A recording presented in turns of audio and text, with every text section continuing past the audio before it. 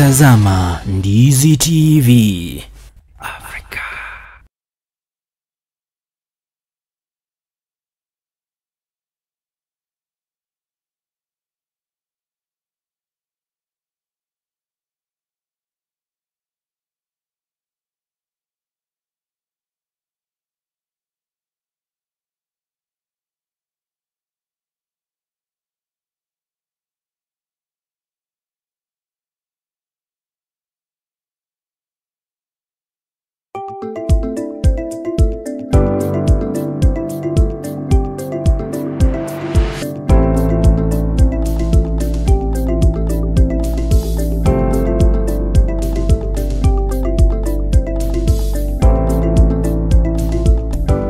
Na barabara kabisa mpenzi mtazamaji wa Ndizi TV Africa, natumai kuwa ubuheri wa afya na umekuwa na usiku mwema. Karibu kwenye kipindi chetu cha siku ya leo, ikiwa ni tarehe 25 mwezi wa 3 mwaka wa 2025. Natumai kwamba umeamka vema na utayari kuanza siku yako. Karibu kwenye kipindi chetu. Naitwa Jacinta Nyabeta.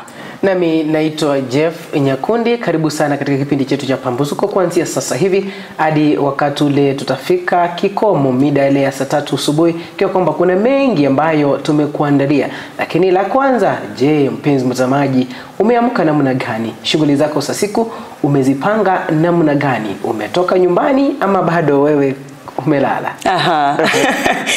Na kuna methali ambayo inasema usimwamshe aliyelala, kwa sababu utalala wewe.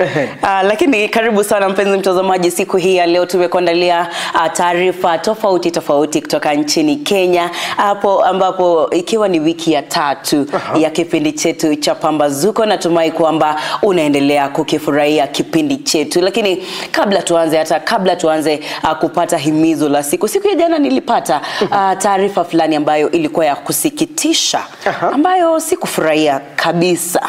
Watu wamejaribu sana kutetea kitendo ambacho niliona, lakini sijui kama wewe mpenzi mtazamaji umeona video ya msichana ambaye alikuwa anachapwa kando ya kaburi la bwana yake, aliyekuwa bwana yake. Inasemekana kisa kile kilileta maswali ama kimeibua maswali mengi, aswa mashirika ya kutetea haki za kibinadamu, na vile vile tumeona DCI wameingilia kati, na kuna baadhi ya wale ambao wametiwa mbaroni. Lakini ukiangalia DCI ingeingia kati kama watu hawangesambaza video hii katika mtandao. Ni kweli.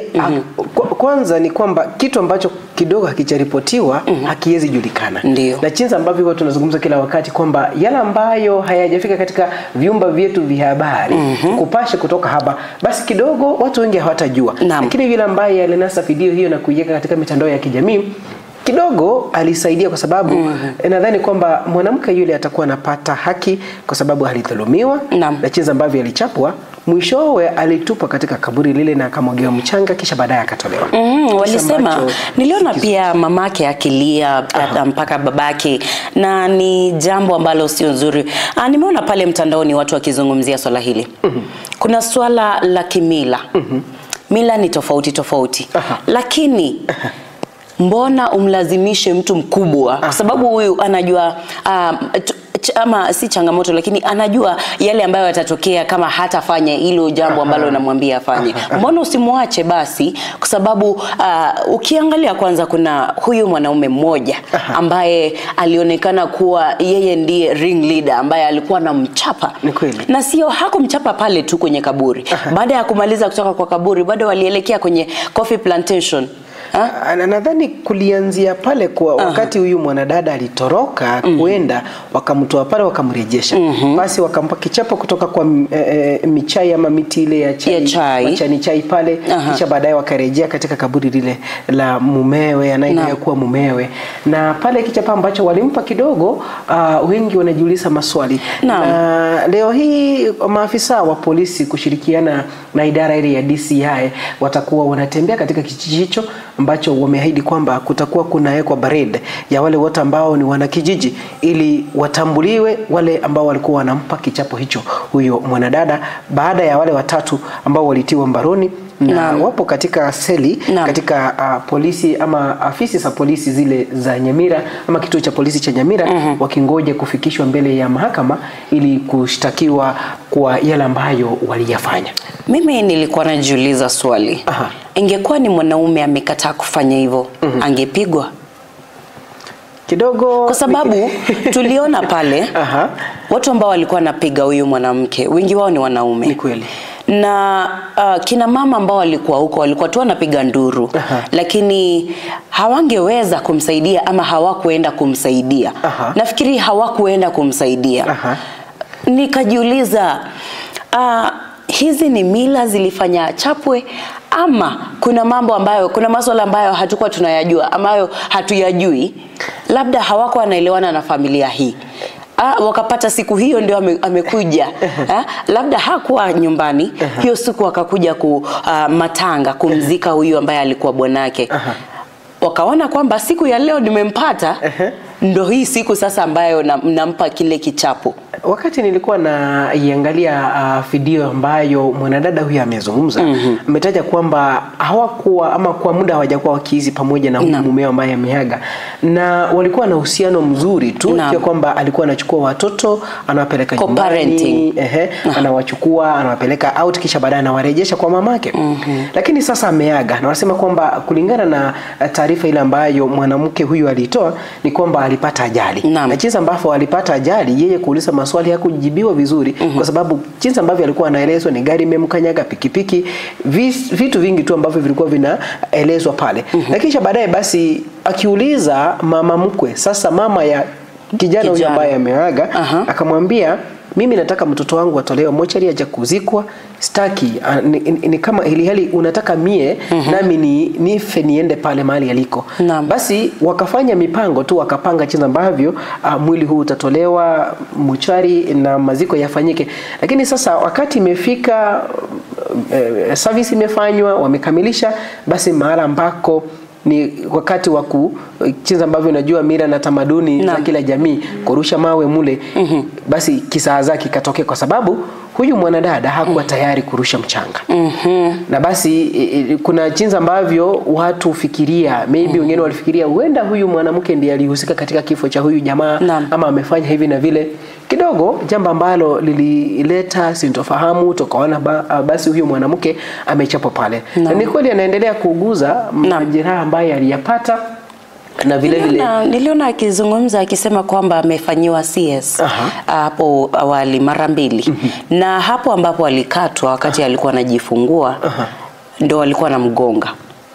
Hivyo si vema.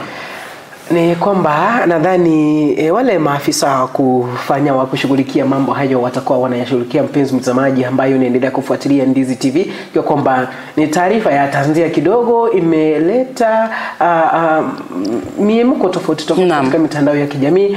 Kuna wale wanasema ni vema, kuna wengine wanasema ni vibaya. Unajua utasema ni vema ikiwa kwamba hujafahamu ni kipi kile ambacho kilitokea, na utakataa bado ikiwa kwamba hujajua ama umejua. Basi ni vizuri kabla hatujazungumza kitu tukisema hivi ndivyo kilivyo, basi tufahamu kupata ujumbe ni kipi kile ambacho kilitokea, upande huu tuwasikize na upande ule tuwasikize, ndipo sisi tuseme basi tumemsikia huyu na yule, basi inaonekana kwamba hapa ndipo makosa yalivyo. Na kuna mtu aliuliza ama alisema tu kwamba utapata huyu ambaye alikuwa na mgonga, ukimuuliza sababu ya kubeba mchanga huo na kurusha, hajui.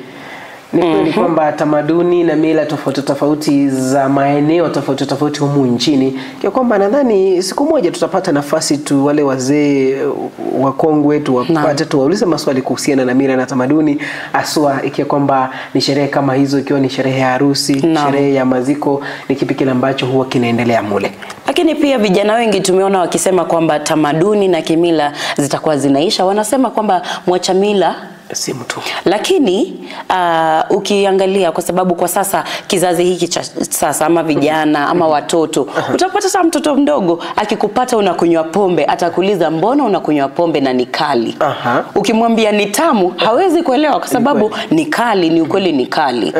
Kwa hivyo wakati mwingine tunaona kwamba wazazi wetu tukiwauliza kuhusu tamaduni hizi, tunauliza mbona bwana ya dadangu akija, mbona nisimpikie kuku?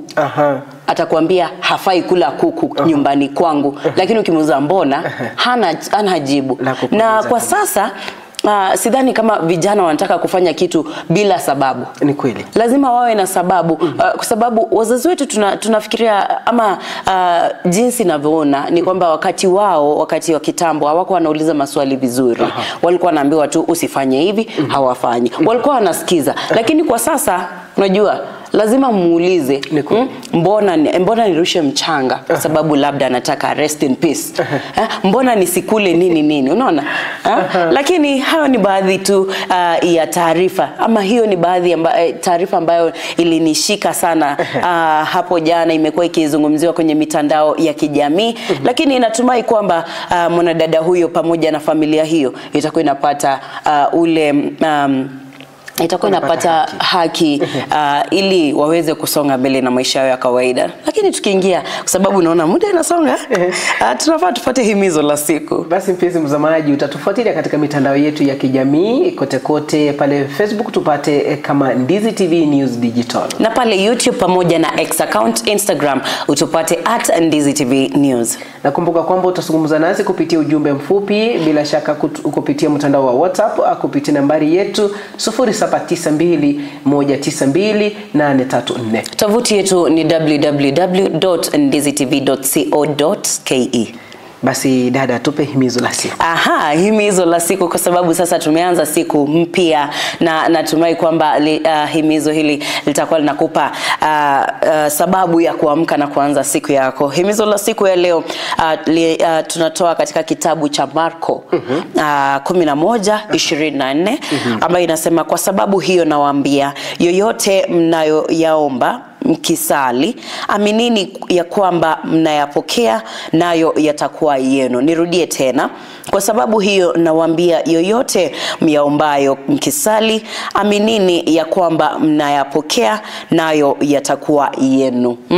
Kwa kile ambacho unataka kuomba ama unaomba Mwenyezi Mungu, ukiamini kwamba utakipata. Kwa hivyo huwa wanasema kwa kimombo, faith without action is dead. Right?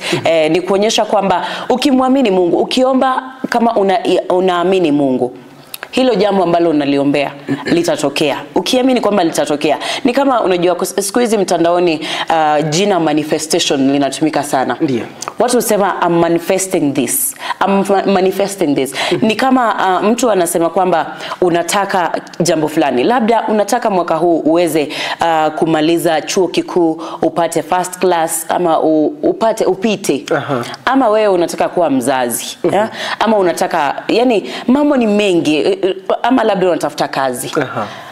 Unaomba kwa swala hili kwa sababu unataka kazi. Na jinsi ambavyo tumeambiwa kwa kitabu hiki cha Marko ni kwamba unapaswa kuomba, na ukiamini kwamba utapata kazi hiyo. Na unajua kuamini haimaanishi kwamba utapata tu, inamaanisha kwamba unajua kwamba unaweza pata kazi hii. Si ati unajidharau ama una look down upon yourself. Unajiamini wewe mwenyewe. Na unaamini kwamba ombi lako litajibiwa na litaweza kujibiwa. Basi kia kwamba kwa yote ambayo tunayoyafanya tumwamini na tuweke tumaini kwake Mwenyezi Mungu, kwa sababu yote atayajibu na atahakikisha kwamba tumeyapata jinsi ambavyo wakati wake. Unajua kwamba tunasema yeye hachelewi na haji kwa haraka sana. Wakati wake ndio mwafaka wa kututendea yale yote ambayo yanaendelea katika maisha yetu, na jinsi ambavyo anatufahamu afika sisi wote tu na kila ambacho tunafikiria na kila ambacho tunataka kukifanya. Basi hilo ndilo himizo la siku ya leo. Tunapoendelea kusonga mbele, basi tupate kuyafahamu ama tukufahamishe yale ambayo yaliendelea siku ya jana, na bila shaka yale ambayo yametokea humu nchini, na barabara tutakuwa tunaangazia pia yale ambayo yametokea katika rubaa za kimataifa. Dada Jacinta, tukianza na yale ambayo ya matukio ya jana katika nchi yetu ya Kenya, samahani kidogo pale, ni kwamba maafisa wa kupambana na ghasia hiyo jana walishika doria katika bustani la Uhuru Park pale, ikiwa kwamba vijana wasio na ajira walikuwa wanajaribu kufanya mkutano katika bustani hiyo. Tutazame tuone ni yapi yalitokea.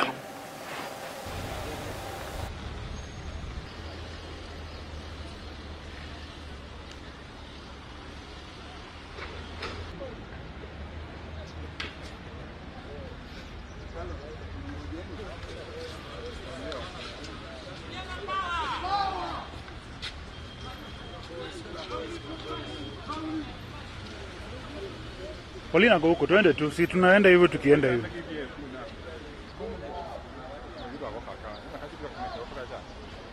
Tutarudi nyuma. Simama. Baba ndio kwa nini? Why run? Mnapotea tunaenda wapi? Kwa nini mnakimbia? Comrades are fearless. Comrades are fearless.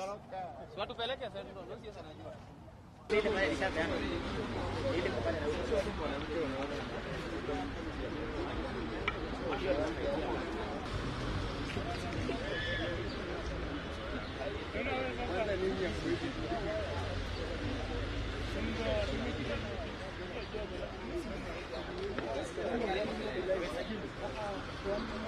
Naam, ni baadhi ya picha za maafisa wa polisi hapo jana katika uwanja huo ama bustani la Uhuru pale jijini Nairobi, na tunaona kwamba jinsi vijana hao walitolewa pale. Ni kuogopa unafikiria, kwa sababu sidhani kama walikuwa wanafanya jambo lolote mbaya. Na nidhani kwamba ni historia ambayo imekuwa ikionekana watu wakifanya mikutano haswa vijana. Angalia mwaka jana jinsi ambavyo mambo yaliendelea na sasa hivi jinsi ambavyo mambo yalivyo. Ikiwa kwamba maafisa wale wa kupambana na ghasia walikuwa wametumwa pale na kikosi chao, ikiwa kwamba ni kushika doria iwapo lolote litatokea. Vijana hawa walikuwa wamepanga kufanya mkutano wa ambao hawana kazi na kuna baadhi ya viongozi ambao walikuwa wametajwa wangekuwa wanafika pale, akiwemo Morara Kebaso na wengine ambao walikuwa wametaja kwamba watakuwa wanafanya mkutano huo kuzungumza na vijana hao haswa masuala ambayo yanawahusu zaidi, ikiwemo lile la kutopata kazi ama wala hawana ajira. Sijui kwamba wangesema ni jinsi gani watakuwa wanapata kazi ama ni kipi ambacho kingefanyika pale, lakini mkutano huo haukufanyika na vijana wale hawakuruhusiwa kuingia katika bustani hiyo ya Uhuru pale. Ni tumaini letu kwamba labda kwenda mbele serikali yetu itawapa vijana kazi ama itatimiza ahadi zile ambazo wamewapa vijana. Lakini tukisonga mbele ni kwamba gavana wa kaunti ya Kisii Paul Simbarati siku ya jana alisimama mbele ya seneti katika kamati ya hesabu za umma katika bunge hilo la seneti, ambako alijitetea vikali dhidi ya matumizi mabaya ya pesa za umma katika kaunti ya Kisii. Hebu tusikize ni kipi kile ambacho alikizungumza wakati alikuwa anajitetea mbele ya kamati hiyo. The same problems even when some of you will be governors in the future if you endeavor to. But again, I want to welcome you to Kisii. There are big projects that we are doing, and some of them they have been carried out by the Auditor General's observation, you will realize. So that again, Auditor General, you don't happen to be like a police officer only this. You know, you need to give again to guide on what exactly is supposed to be done. And I want to plead with the OAG, because a number of responses we give you, those were very genuine. Unless you had a bone to pick with us, you didn't want to accept. That's because these are straightforward things. Even yourself, you'll be able to see these are issues which have been done, unless one or two things, and I undertake in the future, in all your meetings,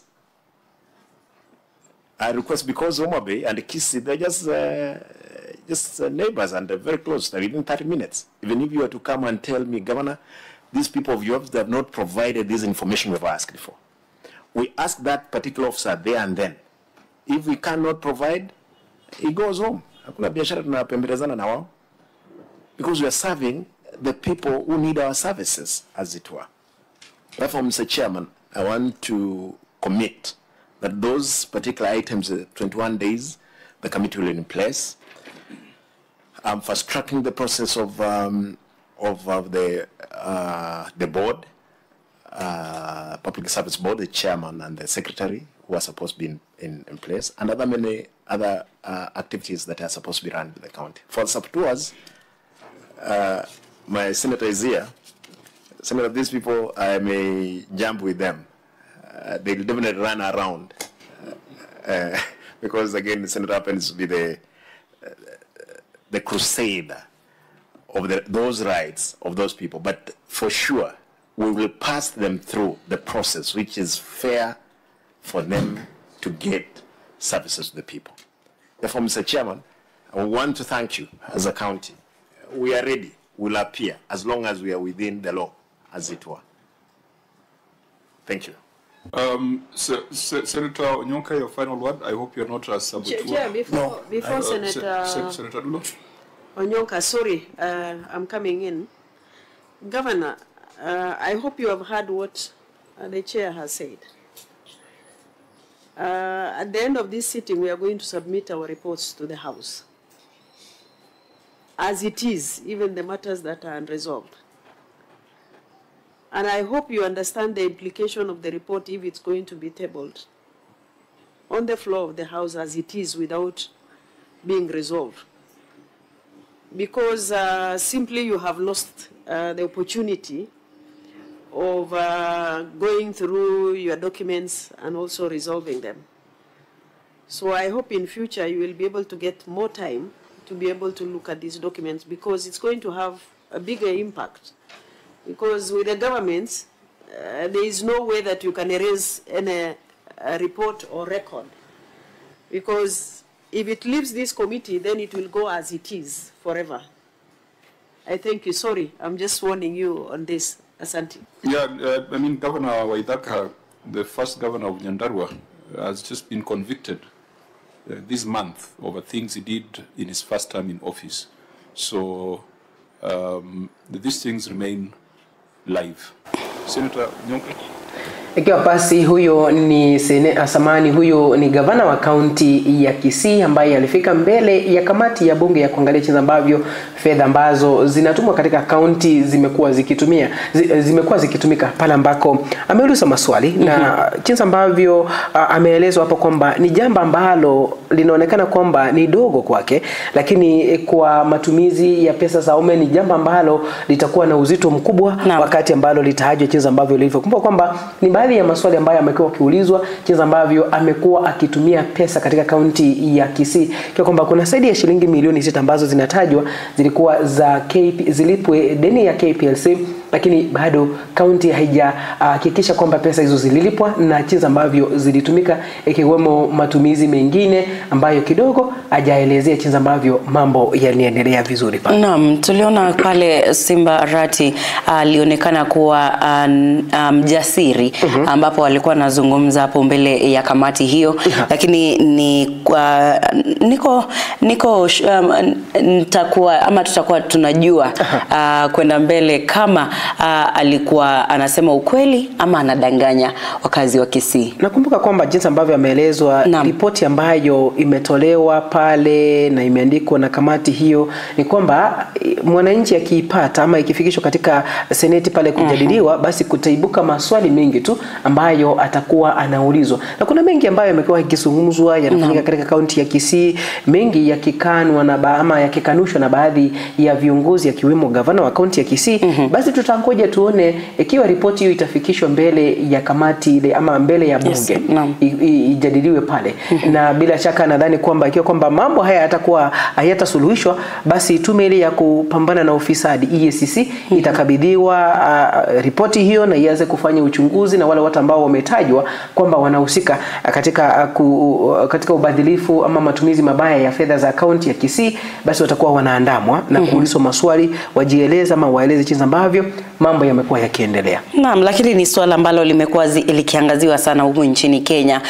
Jinsi serikali inasema kwamba lazima kila kaunti ama kila gavana ama kila kiongozi awe anapeana jinsi mali ya umma inatumika ama yanatumika katika kaunti tofauti tofauti, lakini hatujaona kama ni magavana wote wamefanya hivyo. Gavana wa Nyamira bado kwa sababu tuna wakazi wa Nyamira wamekuwa wakisema kwamba kuna matumizi mabaya, wengine ambao wanafanya kazi ama wale wanaofanya kazi kwenye ofisi za county wanasema kwamba hawalipwi, ilhali kuna ghost workers ama wafanyikazi hewa ambao pia wanalipwa. So ni mambo mengi yanaendelea katika kaunti zetu, haswa kwenye kulipa inafika wakati wa kulipa wafanyakazi, wakati wa kulipa wale service providers wa different maybe sectors katika kaunti zetu.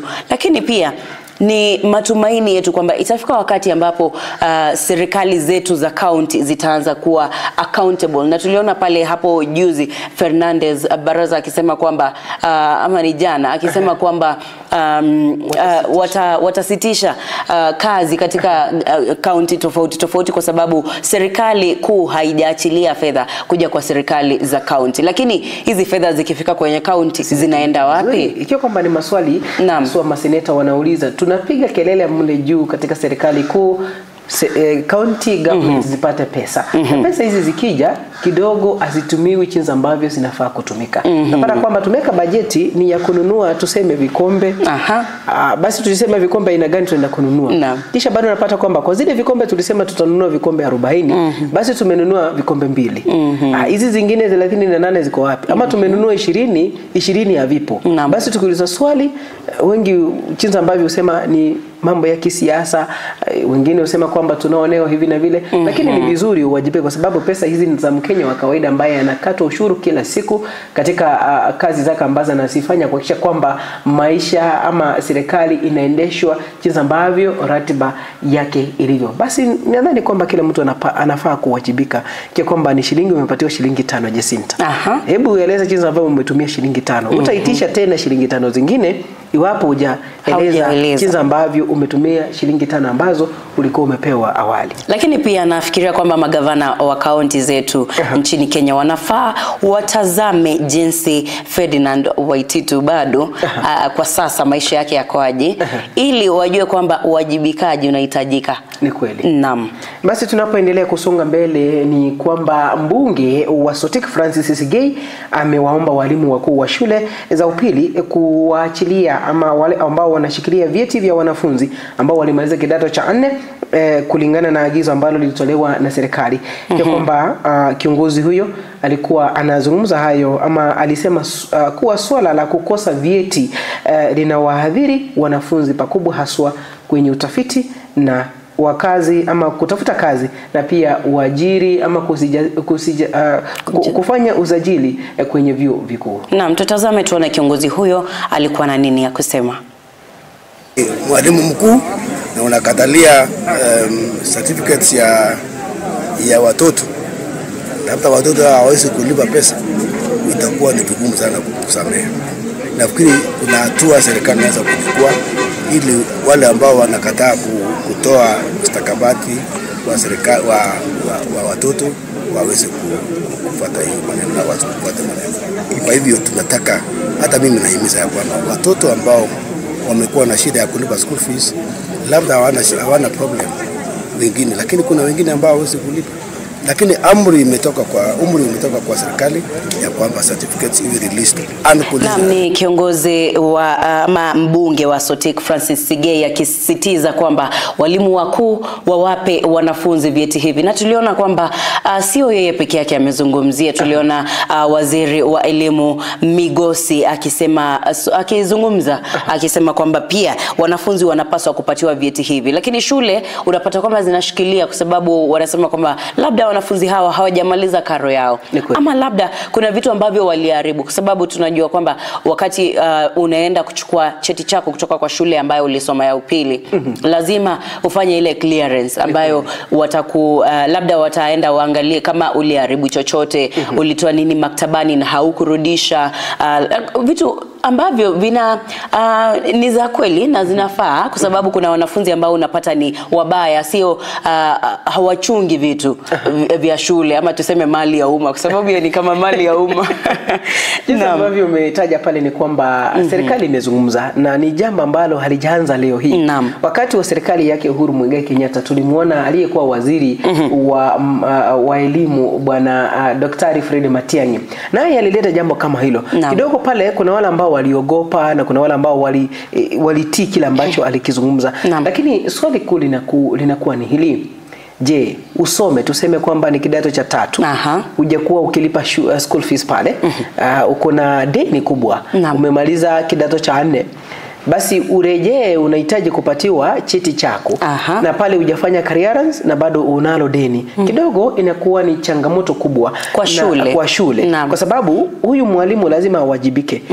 Pesa ambazo ama yale matumizi ya pesa ambazo anapewa lazima awajibike. Kwa kwamba analo deni ama kuna madeni hajalipa, na isemekana kwamba alikuwa anatarajia, anangoja wanafunzi walipe school fees wamalize ndiposa alipe deni, kisha na hajafanya vile, basi atakuwa matatani, kwa sababu lazima awajibike, jinsi ambavyo tumezungumza katika taarifa ya awali pale. Uwajibikaji unahitajika. Na jambo lingine ni kwamba tumewasikia ama kiongozi ama yule waziri wa elimu alitaja kwamba huenda vyeti hivi vitakuwa vinatumwa sasa katika County Education Office Board ama County Education Board Office pale, kwa kwamba wanafunzi wavichukue kutoka pale. Nadhani kwamba ndio ni sawa, wanasema ni kujaribu kuondolea mzigo mzito wazazi na wanafunzi, lakini bado ikiwa kwamba wanahitaji hili liwe ni serikali ilipe zile pesa ambazo inapaswa kulipa kwenda shuleni. Kwanza madeni yawe cleared, niposa mwanafunzi akienda shuleni kwa kwamba ni deni ya shilingi 500, 1000, basi pale wanamalizana anaelekea. Lakini bado naona jinsi ambavyo wamezungumza pale, jambo hili hata kama vyeti hivi vitachukuliwa katika afisi ya County Education pale ama ya elimu, huyu mwanafunzi atahitaji clearance.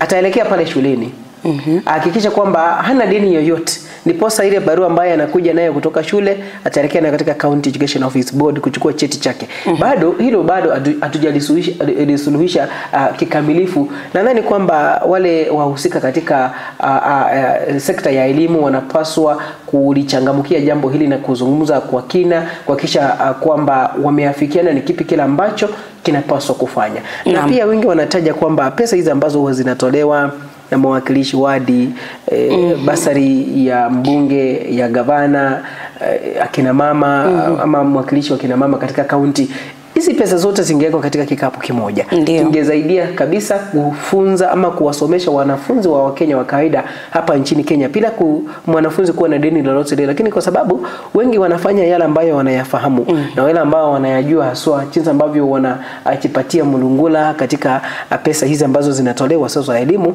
basi hawataki hilo lifanyike. Ndio.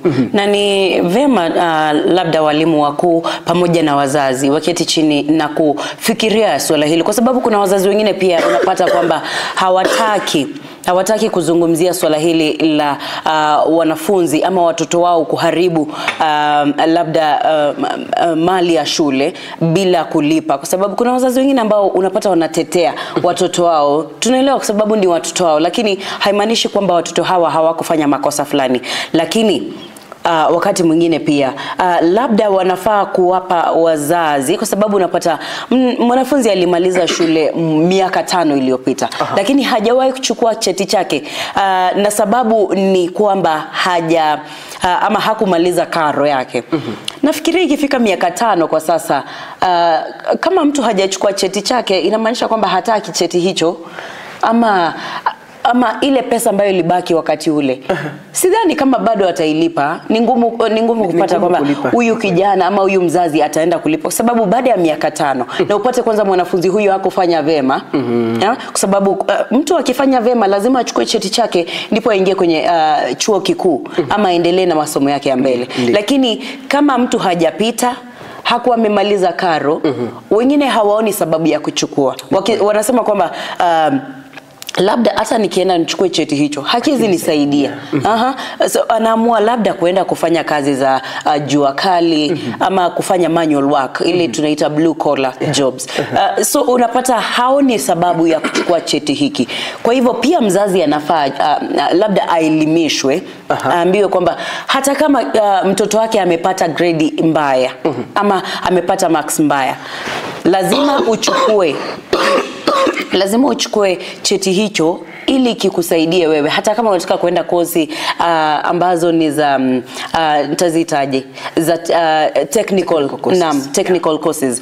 Hata kama unataka kufanya hizo technical courses, ni vizuri kuchukua cheti chako ili uonyeshe kwamba ulisoma, kwa sababu unajua masomo ni muhimu sana. Hata kama tunasema siku hizi Kenya wanasema kwamba papers hazisaidii, kwa sababu wanasema kwamba connections ndo zinasaidia, lakini bado hizo connections utaulizwa wapi cheti chako, ama unaweza kufanya nini, ulisomea nini. Ni vizuri wazazi pia wajue kwamba cheti hicho kinahitajika. Labda tena waweze kuweka muda jinsi ambavyo ni lini, wakati upi unapaswa kuchukua cheti chako. Baada ya muda katika vyuo vikuu, unajua mtu ukihitimu pale chuo kikuu unaambiwa kwamba certificate yako itakuwa tayari kufikia siku fulani. Basi mnapatiwa wakati wa kwenda kuzichukua kila faculty jinsi ambavyo mmepangwa. Na miezi 6 ikipita utaambiwa kwamba cheti chako tunaendelea kukuwekea, lakini kwa siku utakuwa unalipia shilingi 500 ama 1000. Ndio. Na ni kweli nimeona mahala ambapo zinafanyika. Aswa mtu anaambiwa sasa sisi tulishindwa kuziweka katika afisi, tukapeleka kwa bank kwa sababu kwa bank they are safe. Yes. Huku moto huenda ama mkasa wa moto ukitokea zitaharibika, na zikiharibika basi itabidi tumetengeza. Basi unaambiwa bale kwa bank tunalipia shilingi 500. Ndio. Nawe kwa siku. Basi pesa ambazo zimeaccumulate ni shilingi 6,000, 10,000, 15,000, 1,100. Basi lipia kisha baadaye utakuwa unapata vyeti hivyo. Nadhani kwamba hilo wakiangalia njia hiyo basi mambo yatakuwa sambamba, ikiwa ni wale washikadau katika elimu wakikutana wakuwe ama wafanye mkutano mzuri, waangalie ama wazungumzie masuala hayo kwa kina, kisha baadaye wawe na jawabu la kuwapa mwanafunzi wa kawaida ama mwanafunzi wa Mkenya na pia mzazi, ndiposa mambo yajulikane ni kipi kile ambacho kinapaswa kuendelea. Mpenzi mtazamaji, tunaendelea na kipindi chetu cha Pambazuko ndani ya Ndizi TV Africa. Ungana nasi kwenye mitandao ya kijamii ikiwemo Facebook, utatupata @Ndizi TV News Digital. Na kumbuka pale mtandao wa TikTok, X na pia Instagram utatupata kama na YouTube utakuwa unatupata kama Ndizi TV News. Na pia tovuti yetu ni www.ndizitv.co.ke. Na kumbuka kwamba utazungumza nasi kupitia ujumbe mfupi SMS, na bila shaka kuzungumza nasi kupitia mtandao wa WhatsApp kupitia nambari yetu ya studio 0792192834. Na kwa sasa tutakuwa tunaelekea mapumziko mafupi, lakini tukirudi jana tulikuwa na uwasili wa watu ama viongozi tofauti ambao waliteuliwa kuwania kiti cha wenyekiti wa IEBC hapo jana, ambao ulianza siku ya jana. Tutakuwa tunazungumzia akiwemo Charles Nyachae, tulimuona pale Ann Amadi na Abdukasir Lorot na pia Edward Katama. Walikuwa ni baadhi ya wale ambao walihojiwa hiyo jana, kwa kwamba mahojiano haya yataendelea siku ya leo. Lakini kwa sasa tupate mapumziko mafupi. Kumbuka kwamba utakuwa unatufuatilia katika mitandao yetu ya kijamii, utanipata kama Jeff Nyakundi. Nami utanipata kama Jacinta Nyabeta. Tunarejea.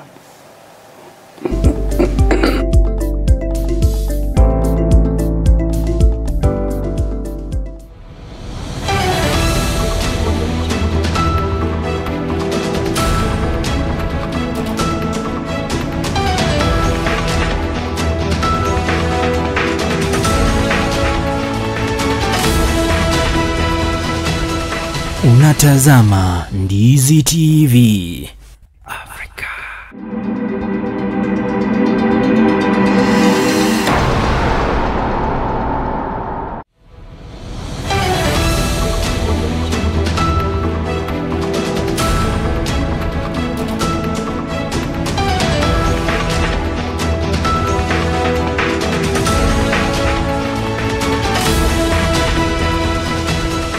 Unatazama Ndizi TV Africa.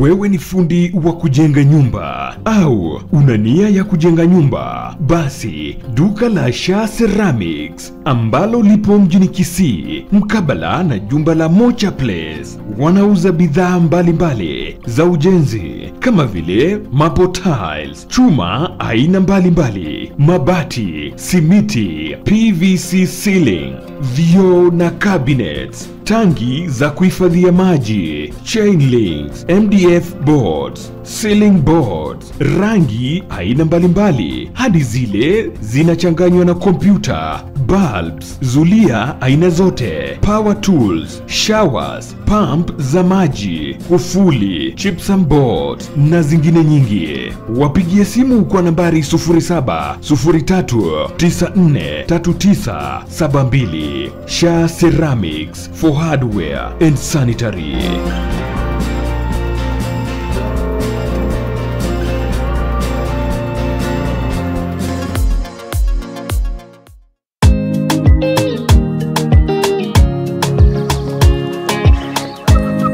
Vipi nakuaje Mr. Practical Daddy episode nakwambia ndani ya Ndizi TV Africa. Bana nakwambia kuna kipindi kinakuja moto juu ya fire kabisa. Jina kamili sema ni The Urban Blaze mtu wangu, itakuwa pale inaanza siku ya Jumatatu mpaka ifikapo siku ya Ijumaa. Yani Monday to Friday pale moja kwa moja. Yani bana kuanzia pale saa 7:30 mpaka ifikapo saa 10 ya jioni mtu wangu. Yani bana kutawaka moto tena zaidi. Kusaga kachiri, shake, sakata segere singeli, shake. Mungu yako sawa. Nijashiba kukukuku, hey. Chote ni choyo.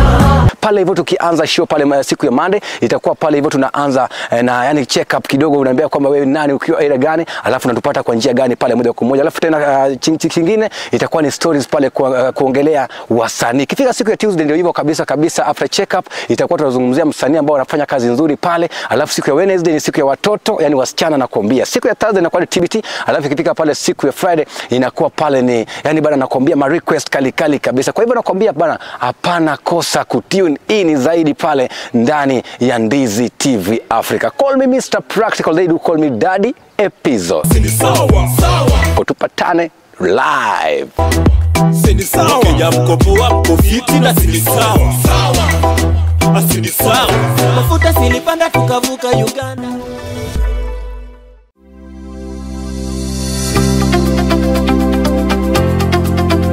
Ram Training College ni chuo cha mafunzo ya udaktari kilicho mjini Kisii. Kina courses kama vile Diploma in Nursing ambao usajili wake wa mwezi wa 3 na mwezi wa 4 unaendelea. Katika usajili wa mwezi wa 9 na mwezi wa 10 kuna courses kama vile Diploma and Certificate in Clinical Nutrition and Dietetics, Diploma and Certificate in Medical Social Work, Certificate in Theatre Technology, Diploma in Community Health na Certificate in Community Health Assistant. Kuna uwezekano wa kupata mkopo wa HELP na mafunzo ya HTC NASCOP yanaendelea na usajili wake. Tupo katika hospitali ya Ram, ghorofa ya 3, karibu na mahakama ya Kisii Law Court. Huku tawi lingine likiwa karibu na chuo cha KMTC na kanisa la Deliverance. Tupigie simu kwa nambari 0721332105 kwa mengi zaidi. Welcome to Ram Medical Training College. Ram Training College. We provide quality service and uphold high intellectual values.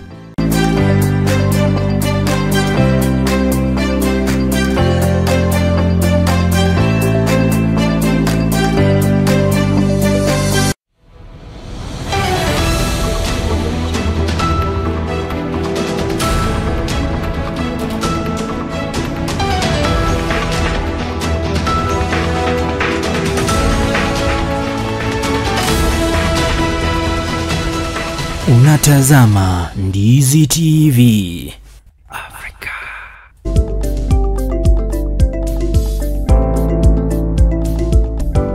Basi mpenzi mtazamaji, karibu tena katika Ndizi TV, kwa kwamba ni kipindi chetu cha Pambazuko kinachoendelea kikiletwa kwako nami Jeff Nyakundi, nami Jacinta Nyabeta.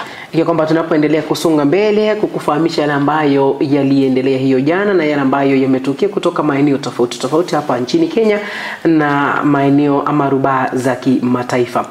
Na tukisonga mbele ni kwamba usahili ama interviews za kumtafuta mwenyekiti mpya wa tume ya IEBC uling'oa nanga hiyo jana, kwa kwamba baadhi ya walioorodheshwa kuchukua nafasi hiyo walifika mbele ya chombo la uteuzi la IEBC. Na shughuli hii ilianza hapo jana na itakuwa inaenda mpaka siku ya Jumatano, ambako watu 11 watakuwa wanahojiwa kwa nafasi ya wenyekiti na wengine 105 kuendelea kuwa na usahili huo kwa nafasi ya makamishna wa tume hiyo ya IEBC. Lakini hapo jana walioanziwa ni kati ya Charles Nyachae, Ann Amadi, Edward Katama na pamoja na Abdukadir Lorot. Lakini kwa sasa tutamsikiza yake Abdukadir Lorot tuweze kuona ni lipi aliyokuwa nayo la kuambia jopo hilo. Before I applied, I I had a discussion with people who matter to me, including my family and members of my family. And one of the things that was going around is that this is a very heavy position. This is a very tough job. And that even if you are a good man, chances are that you will walk out tainted. I said, this is the period where patriots step up and say that their country needs them. And this is the time, looking at what happened in the last election and what happened between the commissioners, I think this is the time to consolidate whatever we have so that we can at least induce in this institution some level of confidence and give it credit with members of the public, because there is a bit of loss of confidence in the institution, and I think good men must step up for this position. So fair enough, you're suitable because you think you're a good man. Not just good man, I am professionally qualified for the position. I've also served, and I know and understand how to manage organizations. Thank you very much. I will ask the Vice Chair, Ms. Linda Kiome, to take up the next section. Thank you. Thank you, Mr. Chair. Thank you, Chairman. Honorable Orot, the IEBC Act, it envisages a commission that comprises persons with mixed sets of skills and disciplines. Please tell this panel the skills and competencies that you possess that brings in a new form of aura for purposes of your work as a chairperson of the commission. Thank you, Madam Chairperson. First and foremost, the constitutional requirements are that you should be an advocate of a certain number of years in practice. Secondly, I have, like I have said, I have not just been your traditional judicial officer who sits in court, goes home. I have also served in capacities where my decision was required for the purposes of greater good of both the institution and the country. I bring in the skill sets of competence. I bring in the skill set of collegiality and teamwork and being able to achieve within a team. And I also bring a skill set of my professional qualifications as an advocate and having served. Like I forgot to mention that I have been a trainer with the Judiciary Committee on elections, and I have done 2 election disputes before me. And from then, from those 2 that I have been able to handle, I was able to mine what is some things that are important to bring changes into the institution of the IEBC. When I handled the election disputes before me, I was able to determine that there are gaps here that needs to be filled, and these are important tools that I bring with me. I also bring with me the judicial approach to issues. I'm a judicial officer, so I'm bringing with it decision making, where we import those values that come about with our decision-making approaches, where we do fairness, we ensure that parties are happy and are pleased with everything that we do in the determination of disputes that come before them. I bring also I think I want to wrap this into the commission. I actually want to say that there is infusion of integrity. There is a infusion of integrity into the institution that has to come from the commissioners themselves, who must lead from the top. And I think I'm that person who will be able to lead from the top with that integrity. Huyu ambaye tumemsikia wakati alikuwa anasahiliwa katika chopo lile ambalo linahakikisha kwamba tumepata mwenyekiti wa tume ya IEBC. Lorot alikuwa mbele yake pale, alifika mbele ya tume hiyo, na pale tumemsikia jinsi ambavyo ameeleza ni kipi kile ambacho atakuwa anafanya kuhakikisha kwamba utendakazi wake unakuwa ni bora zaidi. Na bila shaka kuna mengi ambayo tumeyasikia wakiulizwa hawa viongozi. Na je, nadhani kwamba alikuwa ni advocate wa alikuwa ni magistrate wa High Court, ikiwa kwamba ni baadhi ya kazi ambayo amekuwa akifanya nayo, ama ana ufahamu wa sheria na ni mwanasheria, amekuwa kwa muda, jinsi ambavyo alikuwa anajieleza katika mbele ya kamati hiyo kutafuta mwenyekiti mpya wa IEBC. Na tuliona pia Lorot, tumemwona hapo akizungumzia swala la integrity ama uaminifu katika kazi yake, na pia akaulizwa kwamba yeye angependa kukumbukwa aje katika kazi hii ambayo yeye kwa sasa anaendelea kuifanya, ambayo ni ako kwenye judicial service, ambapo amesema kwamba angependa kuheshimiwa na wenzake na pia wafanyakazi ambao watakuwa wanafanya kazi pamoja. Lakini pia alizungumzia swala la uaminifu na kukuwa mkweli kwenye kazi yake. Akasema kwamba atakuwa anahakikisha kwamba iwapo apate nafasi hii ya mwenyekiti wa IEBC, atakuwa anahakikisha kwamba anaonyesha ama anakuwa transparent na anafanya kazi na integrity. Lakini kila mmoja usema hivyo. Lakini swala la kuwa muwazi katika utendakazi ya swala IEBC, jinsi ambavyo tumejua hadi sasa hivi mambo yamekuwa kidogo yanaenda segemunege pale. Kwa kwamba wengi wanataja kwamba mtu akiwa pale yeye ndio aamua ni kipi kile ambacho anafanya. Kama uchaguzi ambao ulipita tuliona baadhi ya wale ambao waliteuliwa makamishona na mwenyekiti, kidogo kuna baadhi wale ambao walikuwa sehemu ama pande ya mwenyekiti, na kuna wale ambao waliamua na wakatengana. Wanazungumza kingine na hawa wanazungumza kingine. Kwa kwamba ni swali, je, tukisema kwamba kuna uwazi jinsi ambavyo kazi inafanya haswa katika tume ya IEBC, hilo litatimika ama mambo yatakuwa namna gani? Na pia hapo jana tuliona Anna Amadi ambaye aliingia baada ya Abdikadir Lorot. Tumsikize Anna Amadi alikuwa na nini cha kusema kwenye jopo hilo. And I would like to hear from you. What do you think you'll be able to do in terms of maintaining that impartiality, but at the same time engaging these specific stakeholders, the executive, the judiciary, and the legislature? Thank you so much, Chair. Yes, indeed, the IEBC is supposed to be an impartial arbiter that carries out its responsibility without any influence from anywhere, without influence from the government, from any political party, from any candidate, from any public office. And it is indeed true that stakeholder engagement is very, very important. It's very important. In fact, there is no institution that can run without engaging stakeholders, because we cannot work in silos. We have to work with partners. In engaging with stakeholders, first of all, you have to map them out and know who are the people that I need to work with. Is it the police? Is it the DPP? Is it the judiciary? Is it civil society organizations when you're talking about voter education, for example?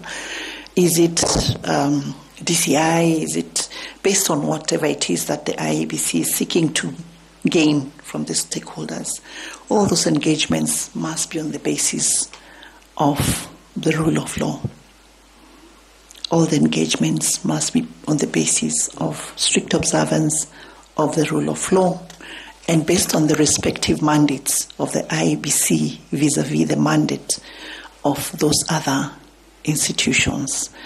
If it is, for example, the police, and you're seeking to effect arrests for people who have violated the Election Offences Act, then you're operating just on the basis of that, following the law. If it is about witness protection, the same thing. So stakeholder engagements have to continue, but based on the rule of law. Hapo Anna Amadi ambaye amezungumza kwa kina ni kipi kile ambacho atakuwa atakifanya. Nikimnukuu pale ametaja kwamba atakuwa analeta I will bring a diverse skills to set the IEBC chair position. The role requires both leadership and sound judgment, and also as well as extensive interaction with the various stakeholders. Anna Amadi alikuwa ni judiciary chief registrar ambaye alifanya kazi yake kama amekuwa akifanya kazi yake tangia mwaka 1982 na 9 1900 1989 ambako alianza kuwa kama advocate wa koti kuu hapa nchini Kenya. Na pia tunaona kwamba Anna Amadi amekuwa ofisini na pia amekuwa akifanya ama alizaliwa mwaka wa 1965 na ana miaka 60 kwa sasa. Na pia tukaona kwamba alisomea, ana watoto 4 na pia alisomea shule ama chuo kikuu cha Nairobi ambapo alifanya law ama masomo ya law na pia alisomea pia chuo kikuu cha California State na pia akafanya alisomea International Institute of Humanitarian Law pale Boston University.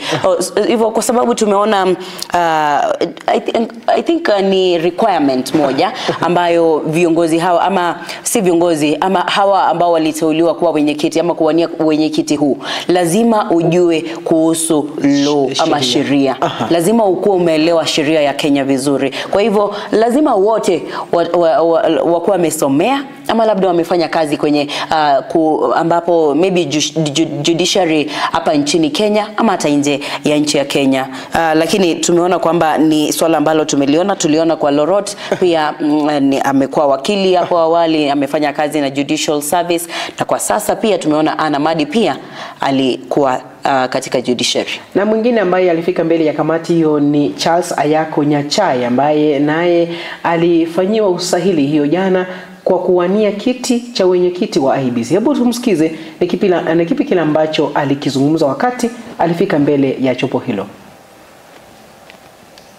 Fair enough. My final question on the introduction is this is a very onerous position you're asking for. You resigned from a judicial position that does not have a similar pressure like this. Are we going to have our chairman resign before end of day? Chair and members of the panel, not at all. Allow me to explain in a couple of minutes why I resigned from the East African Court of Justice. The East African Court of Justice is established as the judicial organ of the East African community.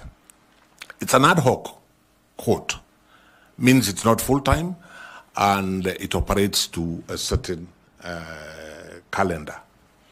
I think it is not unfair for me to say, because I think it's a matter of public notoriety, that the East African community for the last few years has struggled almost to the point of becoming dysfunctional.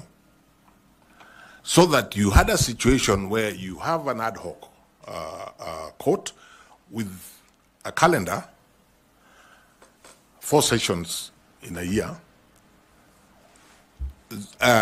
Each session as it approaches is cancelled because there are financial issues within the community. And when this happened for practically the whole of 2023, I said to myself, I'm not being fair to myself. I'm not being fair to the people of East Africa, because all this time, Chair and members of the panel, every month I am earning $2,000 for doing nothing, because it's called the intersessional something that you get paid every month. So I thought long and hard, and I decided that I was not adding value to the people of East Africa by remaining in a court which is hardly operating. So I then took the step of bringing my concerns to the appointing authority, who the President of the Republic of Kenya, and saying, this is not working. I really would appreciate if I can get the opportunity to resign and do other things. Enough. And that's why. So the answer to your question is I do not anticipate those sort of problems if you are to give me the chance to be chair of the commission, so the issue wouldn't arise. So if Parliament doesn't approve budget that you present, will you be pushed to do? You see, chairperson, I do not foresee a day when the commission will actually grind to zero, not able to operate at all. What could happen if there are delays or budget cuts and so on is that there are certain parts of the mandate which, but a day, I do not anticipate a day when Parliament will completely, there is no, which is what was happening in Arusha. There is no money, and it wasn't so much about the money. It is a question of what then am I doing here? You see, most of my colleagues, the judges of the East African Court of Justice, are also judges in the national court, their respective national courts. So if you put off the session, it's a bit inconvenient, but they just go on. There is a service they're delivering in the national courts. For those of us who are not engaged at the national level, but just went there on that ad hoc basis, I felt that it was not right to continue, especially as I say, when you're continuing to earn an intersectional allowance. Ni kiongozi huyo Charles Nyachai ambaye anajulikana sana katika kaunti za Kisii na Nyamira kuwa ambao tunawaita founding families katika siasa nchini Kenya, ambayo tuliona babake alianza kitambo akaingia kwenye uwanja wa kisiasa nchini Kenya, akajulikana kwa sana, na kwa sasa tumemwona pia Charles Nyachai akiingia pia kidogo. Tumeona alikuwa ametulia kidogo, lakini kwa sasa tena ameanza kurudi, ameanza ku make headlines tena. Na kumwelewa tu Charles Nyachai ni nani.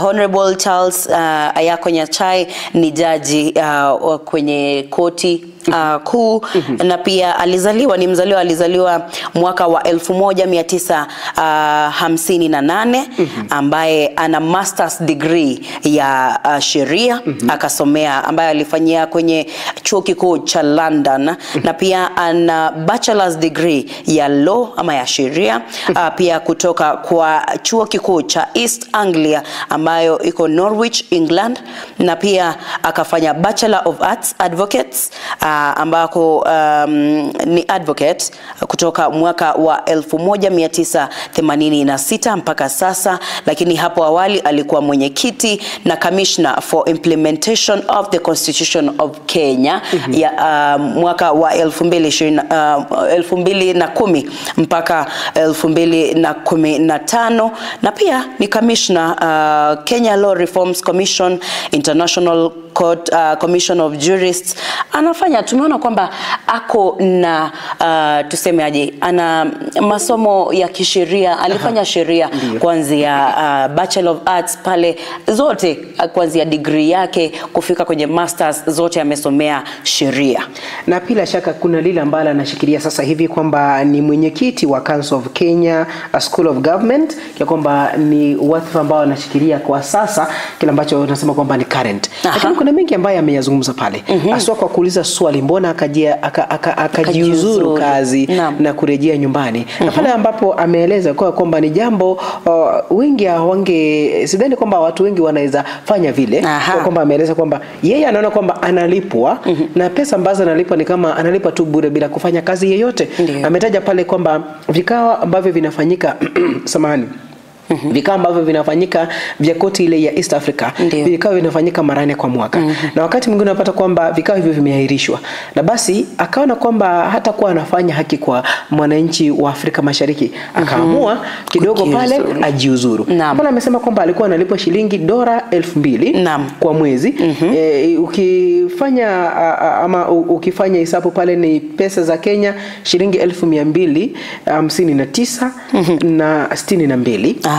kwamba hizo ndizo pesa alikuwa anapokea kila mwezi, kwa kwamba si wengi ambao wangefanya jinsi ambavyo alifanya, hasa jinsi ambavyo Wakenya na tabia zile ambazo zinajulikana kwamba na kazi hii tunalipwa, sini hizi zikiingia na niingize mkono kwingine hapa, nitakuwa nikiendelea. Lakini ni baadhi ya wale ambao walifika mbele ya jopo lile la la kuwafanyia usahili wale ambao wanatafuta wenyekiti wa tume ya IEBC, kwa kwamba kufikia siku ya kesho basi watakuwa wanatamatisha kufanya usahili huo, kwa kwamba wale ambao wameratibiwa 11 watakuwa wanatamatisha ama jopo hili litakuwa linatamatisha kufanya usahili ukiwa kwamba leo hii siku ya Jumanne tarehe 25 basi Erastus Edung Ethokon, Francis Kakai Kisinga, Jacob Ongwele na pia Joy Masinde Mudivo watakuwa wanafika mbele ya kamati hiyo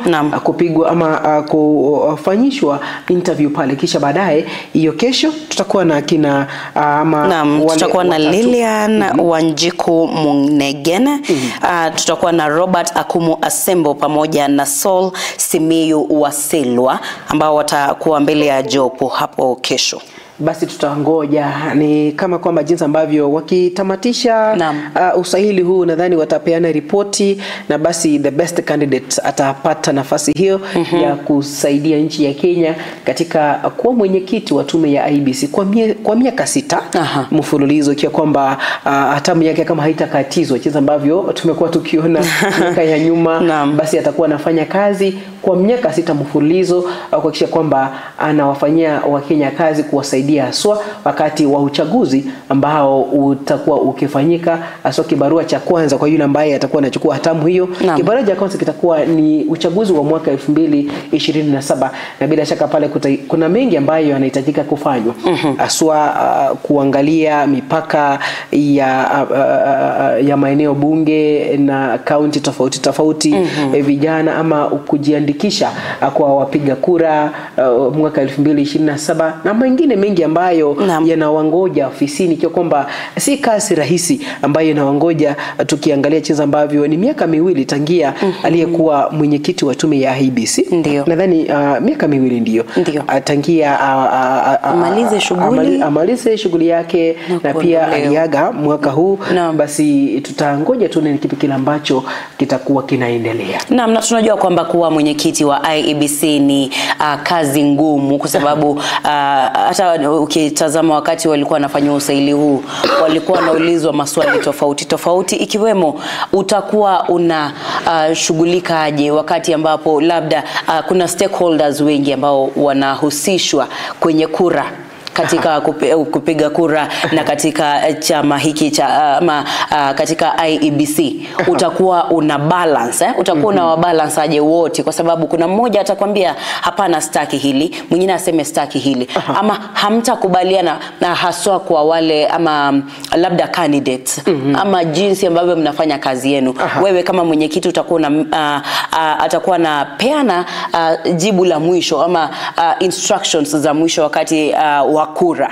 Je, mtaelewana kivipi na hawa stakeholders, ambalo ni swali ngumu kwa sababu labda tumeona kwenye serikali hii ya Kenya Kwanza ama hata nchini Kenya tumeona stakeholders bado ikuwe private sector ikuwe public sector labda wote wana nafasi ya kuzungumza katika mikutano hii ambayo labda hata ikuwe IEBC ama mahala popote lazima wataweza kufanya kazi pamoja.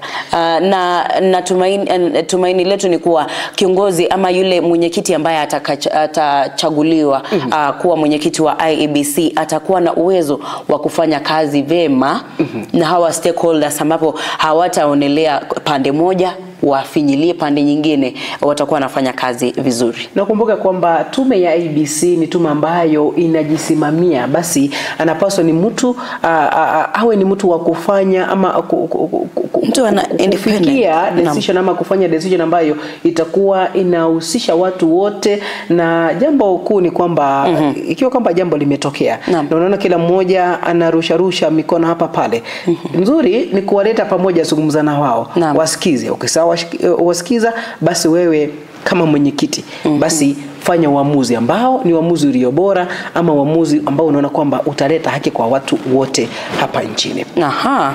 Basi tunapoendelea kusonga mbele, mpenzi mtazamaji, zikiwa wakati unazidi kusonga, kabla hatuja kufahamisha ni yapi yale ambayo yametokea katika rubasa kimataifa, ikiwa kwamba tutapitia jumbe zenu ambazo mmezituma kupitia mtandao ule wa Facebook pale, mnatupata kama Ndizi TV News Digital. Na tunapojiandaa kusisoma jumbe hizo, kwamba hiyo jana kuna mkutano ulifanyika kupitia mtandao wa kijamii kati ya mataifa ya Afrika Mashariki na pia mataifa yale ya SADC pale. Nitakuwa nikikufahamisha taarifa hiyo baada ya kusoma jumbe zenu. Namuona pale kwenye sehemu ya Facebook ambapo naona Christopher Atandi anasema morning, watching live from Borangi, Kenyambi with my wife Lydia Kirubo, mama Mungina na babake Muranga pamoja hadi tamati. Have a blessed day. Fred Moga anasema watching live kutoka Nyakemo Misia Secondary. Anasema tukumbuke kwamba yuko ndani hadi mwisho. Happy Nyakuz anasema watching live from Minyinkwa Abate. Jared Orure anasema watching live kutoka Nyachichi Secondary School pale Nyamira County. Rose Mwebe anasema watching live from Mabundu. Peter Omari anasema watching live kutoka Suguta Nyamache Riongo. Godfrey Ombaye anasema well represented from Westlands. Call me Riongo official, support my talent. Okay. Mbarikiwa Sospita anasema well represented kutoka Huruma. Emmanuel Mwaga anasema Emmanuel kutoka Getenga Village Rioma Marani tuned in ya kipindi kama kawaida na wenzake wengi sana ambao hatuwezi kuwasoma wote, lakini tunashukuru hao wote. Clau Nyekuz anasema good morning, tuned in as usual. Na pia namuona pale Kalen Osinde anasema kutoka Nyamakoroto. Victor Omondo Mienda anasema yupo ndani. Barnabas Ratemo anasema good morning from Doha, Qatar, tuko pamoja. Basi tukiendelea pale, namuona huyu anajulikana kama Mirieri Bwana Omumurumo Tangi. Naja kwamba anafuatia kutoka eneo la Magombo, maduka pale eneo la Gekano, kijiji cha Kebira. Anasema kwamba ni Mirieri Bwana Omumurumo Tangi anafuatilia. Asante sana kwa kufuatilia. Namuona pale Omaturi Vincent anasema kwamba Doha, Qatar, ako ndani kufika hadi Bomachoge Borabu, ako ndani kabisa. Asante sana. J Ian anasema kwamba it's also inspiring to tune in Ndizi TV's Pambazuko Breakfast Show for an invigorating morning experience. Host Jeff and Miss Nyabeta, guided by the top scholar.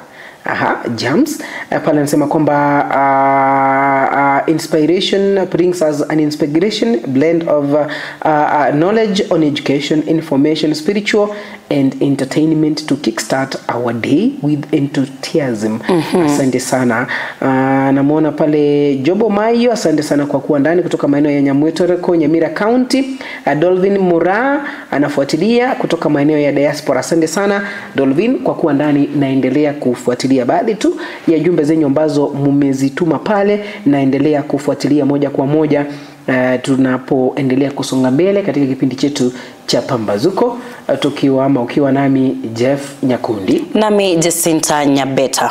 Tunapoendelea kusonga mbele katika rubasa za kimataifa, ni kwamba hiyo jana Rais Felix Tshisekedi wa nchi ya kidemokrasia ya Kongo alishiriki hiyo jana Jumatatu jioni kwa njia ya video katika mkutano wa pili wa wakuu wa nchi za Jumuiya ya Afrika Mashariki na pia SADC.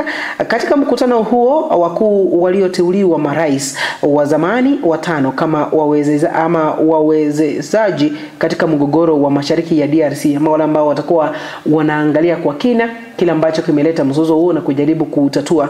Wale ambao waliteuliwa ni akiwemo Olusegun Obasanjo, Uhuru Kenyatta, Karagema Montarare, Catherine Samba Panza na Salme Wake Ezedwe, ambao ama kundi hilo liliteuliwa kwa upande wake litamteua mpatanishi ambaye atachukua nafasi ya rais wa Angola Joao Lourenço, ambaye alijiondoa katika nafasi ya upatanishi, ikiwa kwamba mapatano haya yanatafutwa baada ya amri ama yule emiri wa Qatar kufanya mkutano na Rais Felix Tshisekedi na rais wa nchi ile ya Rwanda, na ambako walikumbatiana na wakataja kwamba mzozo wao watakuwa wanatupilia mbali, lakini kile Felix Tshisekedi alitaja kwamba kidogo atakuwa anajihusisha na wale waasi wa Machi 23 ambao wamekuwa wakivamia serikali yake katika mashariki mwa DRC, na vita ambavyo vimefanyika zaidi ya mwezi ama vimeendelea kwa zaidi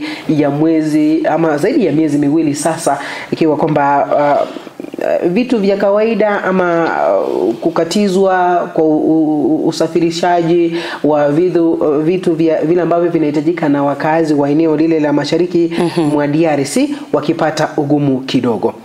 Na kwingineko dada, pale nikitamatisha na taarifa za kimataifa, ni kwamba katika jaribio ambalo linaonekana kwamba ni la kutupilia mbali madai ya Marekani, rais wa Afrika Kusini Cyril Ramaphosa amesema kwamba tuhuma kuwa wazungu nchini humo wanalengwa ni za uongo na pale na hazina msingi.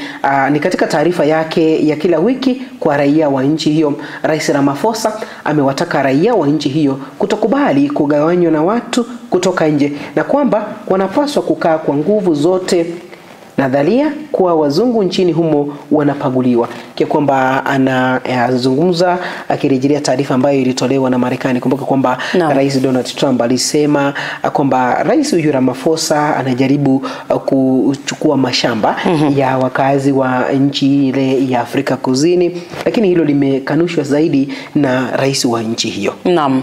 Ni baadhi ya habari ya taarifa za kimataifa hapa ndani ya Pambazuko, na unajua kwamba muda unazidi kuyoyoma wakati sasa zimekatika dakika 36 baada ya saa 1 saa za Afrika ya Mashariki, na kwa sasa tunafaa tujiandae kukuletea magazetini ama yaliomo magazetini siku hii ya leo, siku ya 25 ya mwezi huu wa Machi. Tumebakisha siku kidogo tu tuingie mwezi wa Aprili. Mwezi huu nadhani kufikia siku ya Jumapili basi tutakuwa tunaupigia kwaheri. Jumatatu ijayo basi ni mwezi mpya na ni safari mpya tena. Tunamshukuru Mungu kwa kuendelea kutupa maisha haya. Kwa sasa mpenzi mtazamaji, tutakuwa tunamalizia awamu ya kwanza ya kipindi chetu cha Pambazuko ambayo ni yaliyojiri. Natumai kwamba umeweza kupata yale yote yaliyojiri hapo jana. Tukirejea tutakuwa tunaingia magazetini, tuzungumzie taarifa tofauti ambazo zimepatiwa kipaumbele kwenye gazeti la The Standard, The Daily Nation, The Star pamoja na gazeti la The People's Daily. Basi tunapoelekea mapumzikoni, kumbuka kwamba utakuwa unazungumza nasi kupitia mitandao yetu ya kijamii. Pale Facebook utapata kama Ndizi TV News Digital, na pale YouTube utapate kama Ndizi TV News pamoja na X account na Instagram. Kumbuka kwamba utazungumza nasi pia kupitia jumbe mfupi ya SMS, na pia kuzungumza nasi kupitia WhatsApp kupitia nambari yetu 0792192834, ama utembelee tovuti yetu ya www.ndizitv.co.ke. Tupate mapumziko mafupi, kisha baadaye tutakuwa tunarejea tuangazie yaliyomo magazetini.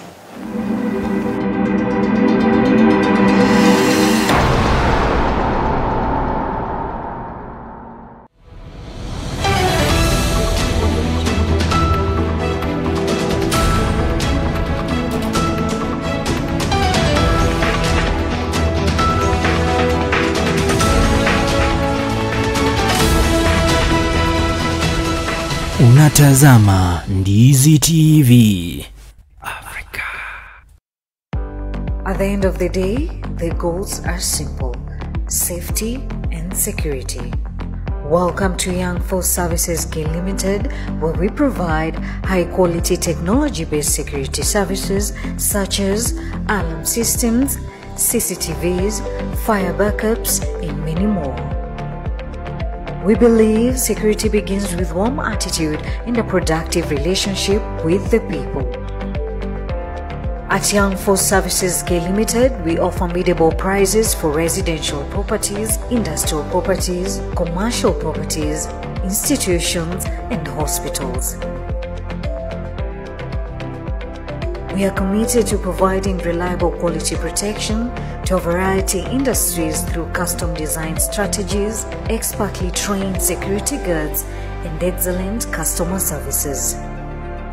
For more information, call 0795 518 989 or 0735 364 418 or 0781 518 989. Email youngforceserviceskltd@gmail.com or onemwell123@gmail.com or info@yfsltd.co.ke.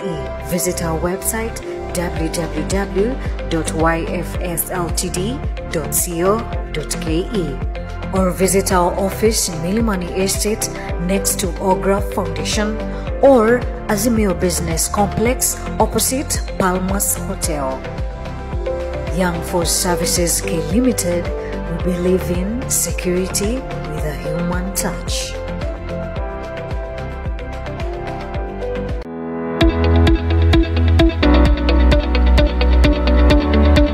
Umekuwa ukitafuta chuo ambacho kipo mahali tulivu, cha kisasa na kinachotoa mafunzo yatakayokuwezesha kupata kazi nyakati hizi na kina walimu waliohitimu. Bas Camel Park Training College ndicho chuo hicho.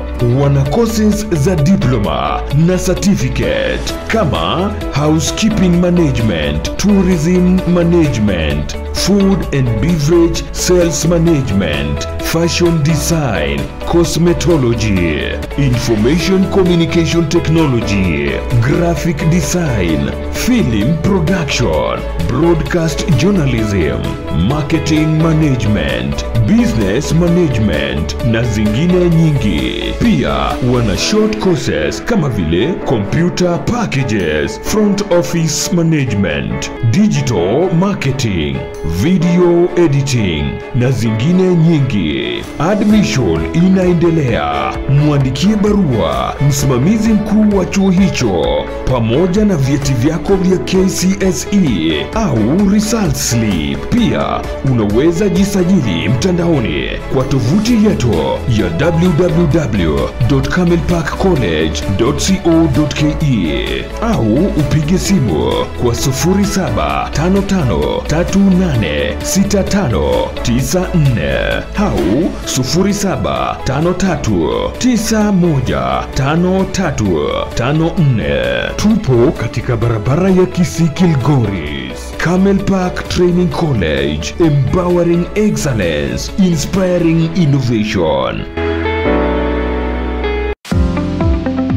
Huduma zinazotolewa katika hospitali ndizo zitakazomfanya mgonjwa kwenda katika hospitali hiyo. Ram Hospital Kisii wana uwezo wa kutoa huduma mbalimbali zikiwemo out and inpatient, MCH clinic au maternity, consultation, pharmacy, rehabilitation, ultrasound, CT scan, x-ray, dental, optical, laboratory services, major and minor surgery, 24-hour ambulance service, occupational therapy, physiotherapy, dialysis na zingine nyingi. Unaweza kulipia matibabu kutumia bima tofauti kama vile AON, Minet, Liaison Group, AAR, Trident, Britam, Madison Insurance, APA Insurance. Matibabu kwa wagonjwa waliolazwa ama inpatient yaweza kulipiwa kupitia mfumo wa SHA. My name is Robert Ukogai, Business Administrator, Ram Hospital, Kisii. I want to welcome all those people who are registered with SHA to come for inpatient treatment and also dialysis. All services are covered with SHA except outpatient services. Karibu mpate matibabu ya hali ya juu kutoka kwa madaktari na wauguzi wetu. Kwa mengi zaidi tupigie simu kwa nambari 0705239289 au tutembelee katika mji wa Kisii karibu na Kisii Law Courts. Ram Hospital Kisii, health first and health always.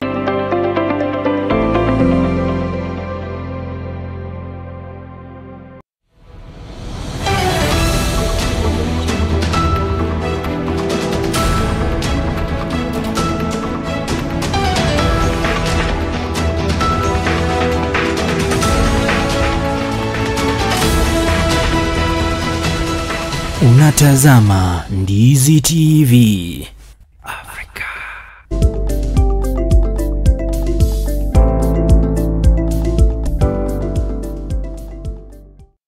Basi mpenzi mtazamaji, baada ya pumziko hilo ambalo tumeenda kwa muda mchache, tumerejea tena. Tuendelea kukufahamisha ni kipi kile ambacho kimeendelea haswa yaliyomo magazetini. Ni katika kipindi chetu cha Pambazuko, ukiwa nami Jeff Nyakundi, nami Jacinta Nyabeta. Basi tunapoendelea kusonga mbele, jinsi ambavyo unajua kila wakati tutakuwa tunaangazia magazeti yetu asubuhi ya leo, na leo hii tukianzia gazeti lile la The Daily Nation. Ambalo liko na habari kemkem pale, tukiona kwamba taarifa ambayo imepatiwa kipaumbele ni tunaona ukurasa wa 4 na ukurasa wa 5 pale akisema kwamba Uhuru's 226 billion shillings CBC blunder, kwa kwamba ni pesa ambazo Rais Uhuru alikuwa ametenga shilingi bilioni 26 ambazo zilikuwa za kuhakikisha kwamba mfumo mpya wa CBC umehakikishwa. Basi pale anataja kwamba ni pesa ambazo kidogo zimekunywa maji, nitaje vile pale mwandishi akisema kwamba delays as Mr. Kenyatta and his education and treasury CS ignored warning.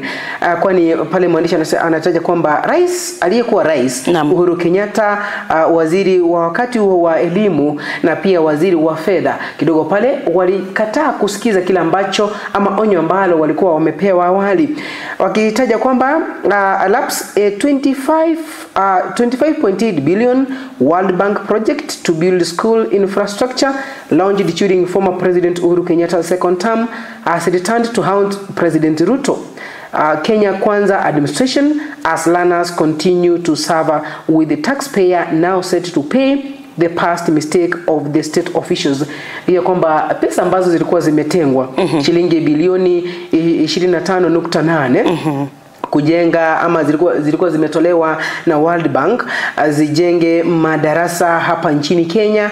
Basi pesa hizo ama katika serikali ya Uhuru Muigai Kenyatta katika tamu yake ya pili akiwa kama rais, basi hilo limempata tena Rais William Samoei Ruto, huku likimfuata kwa sana, kwa kwamba basi tunaona kwamba baadhi ya wanafunzi hawana ama miundo misingi shuleni, madarasa hayatoshi, na bila shaka vifaa ambavyo vinahitajika shuleni humo kufanywa ama kutumika haswa katika mvumo huu wa CBC, kidogo pale kuna changamoto.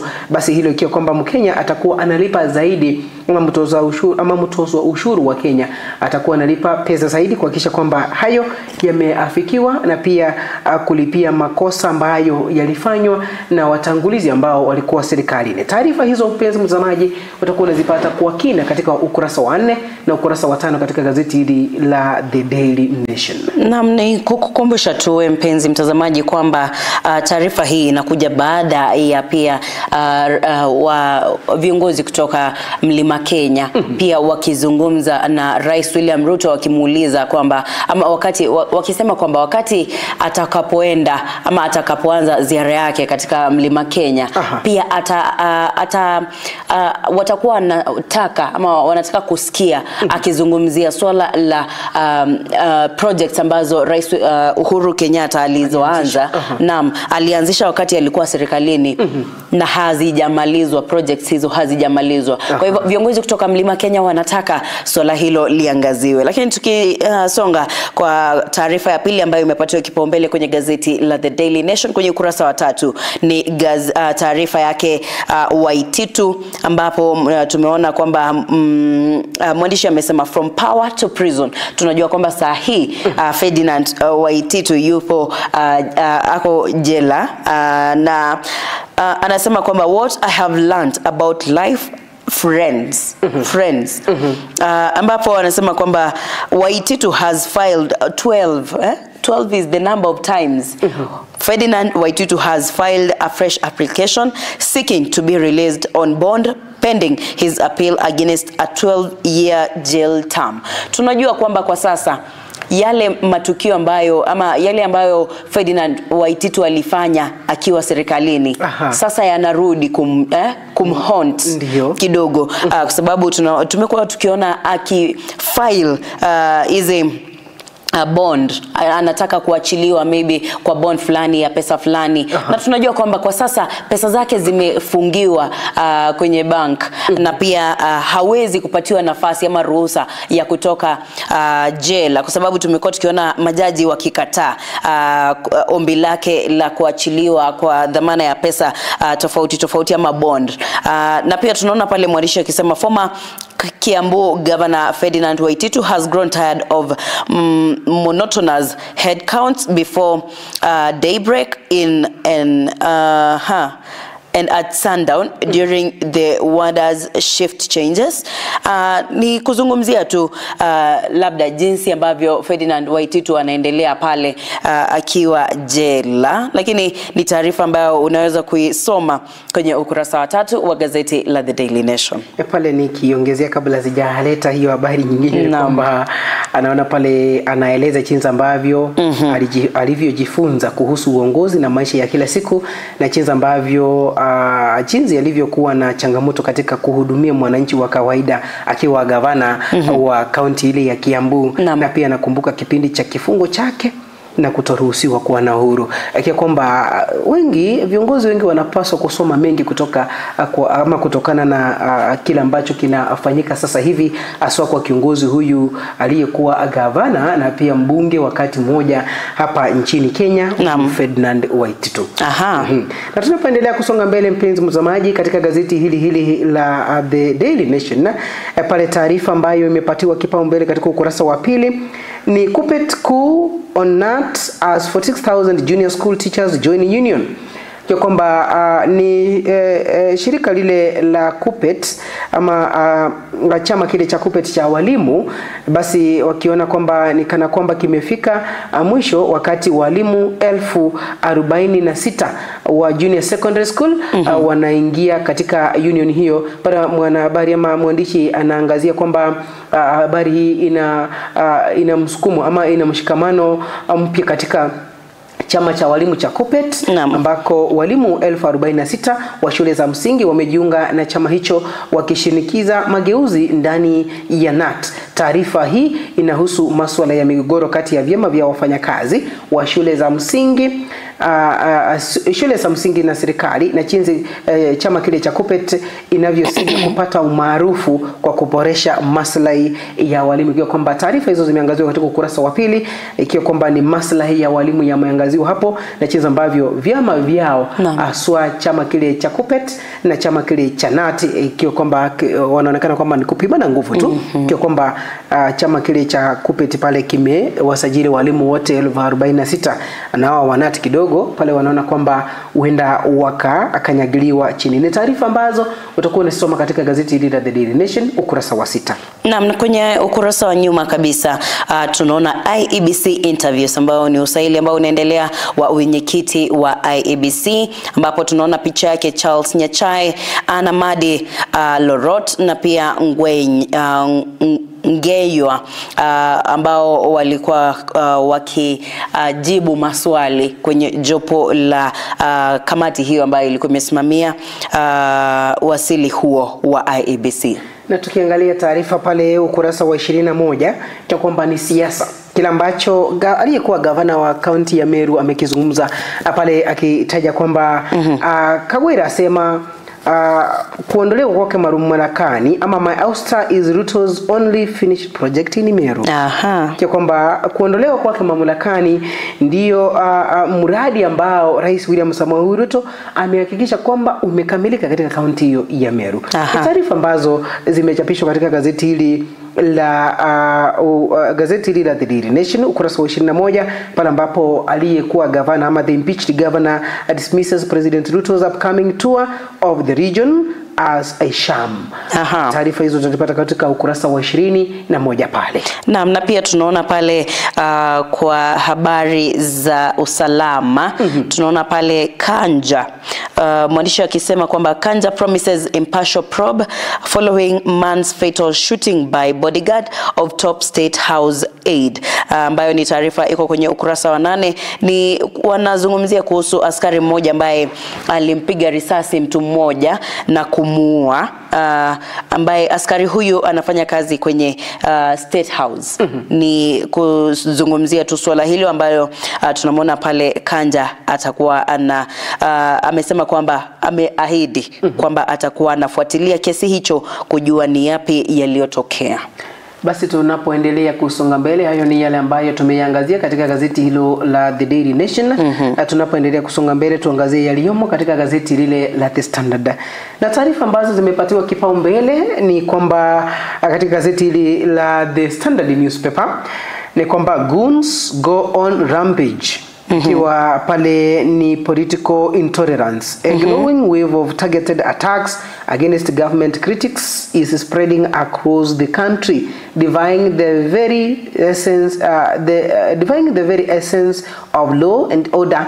Perpetrators, bold goons, often chant slogans in support of top politicians as police stand and watch. The trend has raised concerns that Kenya's democratic space is shrinking, with the dissenting voices facing a greater threat. Taarifa ambazo zimeangaziwa ukurasa wa 4. Na pale picha ambazo tunaziona ni baadhi ya maeneo ama matukio ambayo yamekuwa yakitukia na watu ambao wanaonekana kuwa ni wanaunga viongozi fulani waliomo serikalini mkono wakifanya mambo fulani pale. Ikiwa kwamba picha ya kwanza tunaiona pale na mwandishi anataja pale ni kwamba hired goons attack mourners at a funeral in village in Bibilia village Limuru, where former deputy president Rigathi Gachagua was in attendance. Na ya pili pale, picha ya pili tunamuona kile ambacho kilitendeka katika uga ule wa Nyayo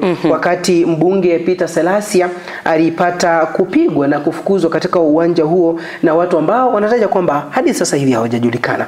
Na basi ile ya tatu tunaona baadhi ex-Mungiki leader Maina Njenga wakati alikuwa anajaribu kuingia katika mkutano ambao ulikuwa ni wa maombi na mkutano huo ulikuwa unahudhuriwa na aliyekuwa bibi ya Geoffrey Rigathi Gachagua, Dorcas Rigathi Gachagua, eneo lile la Kamkunji grounds katika kaunti ya Nyeri. Baadhi tu ya afisa vile ambavyo vimekuwa vikionekana kwa picha na pia zimerekodiwa pale, tukiona kwamba baadhi wanataja kwamba the national threat.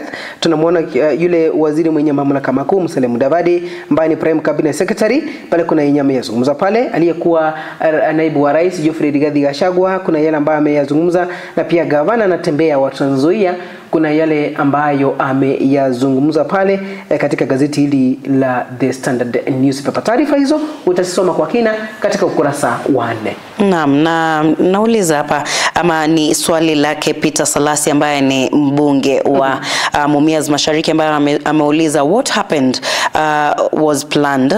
Si kuuliza lakini ni kusema what happened was planned. They took advantage because they knew I would come.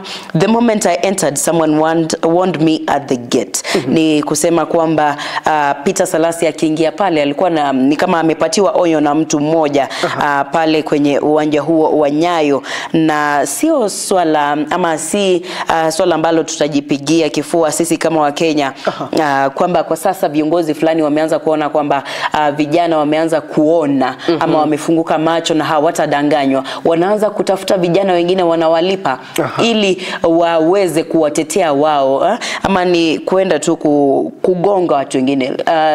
Jinsi tuliona Peter Salasya alipogongwa na mpaka kwenye matanga watu wanarushiana viti, nani hawaheshimu hata yule ambaye ameaga azikwe vizuri ama kwa amani. Hawaheshimu chochote. Wakiona tu mmoja wao ambaye hawapendi, maybe kiongozi fulani amefika pale, wanatuma vijana labda kundi la vijana 20 ama 10 ambao wanaenda wanajiweka kwenye maeneo tofauti labda ya uwanja huo, alafu wanaleta confusion kidogo. Kwa hivyo nafikiri ni vizuri mwandishi amezungumzia swala hili ili Wakenya waweze kujua kwamba baadhi ya watu ambao wanajitokeza katika events tofauti nchini Kenya, inaweza kuwa event ya kihistoria ama matanga, mahali ambapo viongozi tofauti wanaenda, ni wale ambao wanaharibu labda vitu ambavyo viko pale kwenye ground, ni wametafutwa wakalipwa ili waende kuleta labda siasa ama waharibu vitu pale. Ikiwa kwamba wanasiasa wanazo njia za kufanya mambo yao, lakini nzuri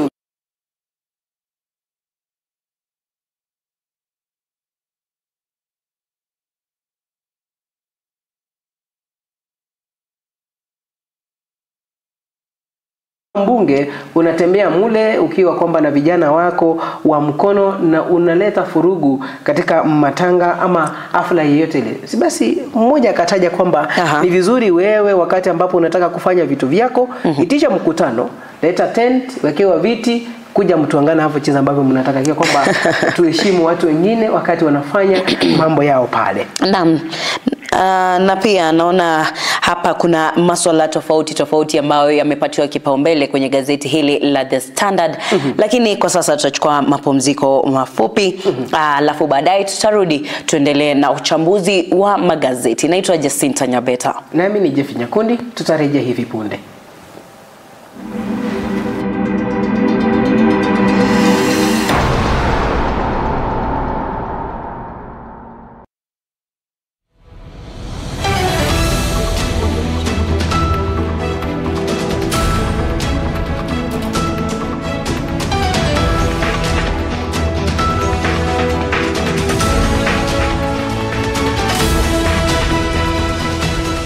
Unatazama Ndizi TV.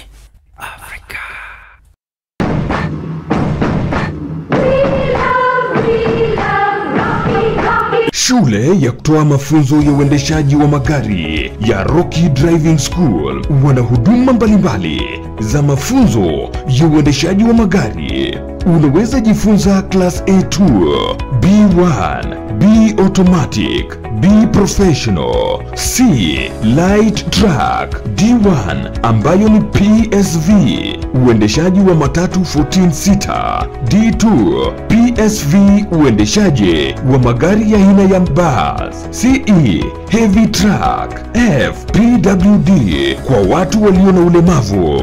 Pia wana short courses za PCD na B executive. Uzuri wa kujifunza kuendesha gari na Rocky Driving School ni kwamba classes zao ziko flexible kabisa na ni wakati wowote kwa siku. Wako approved na shirika la NTSA. Kuna mafunzo ya kuendesha mezani, wana basic mechanics, basic first aid na mengine mengi. Mjini Kisii wapo jumba la Market Plaza next to Uhuru Plaza. Nyakoe wako Kiuge Junction. Nyamira Rocky Driving School wako at Manga Building Sama Petrol Station, na Ugembo wako mita 100 kutoka barabara kuu ya Mosora, na pia wako Kilgoris Town. Wana special offers kwa form 4 school leavers. Kwa mengi zaidi mpigie simu manager wa Rocky Driving School.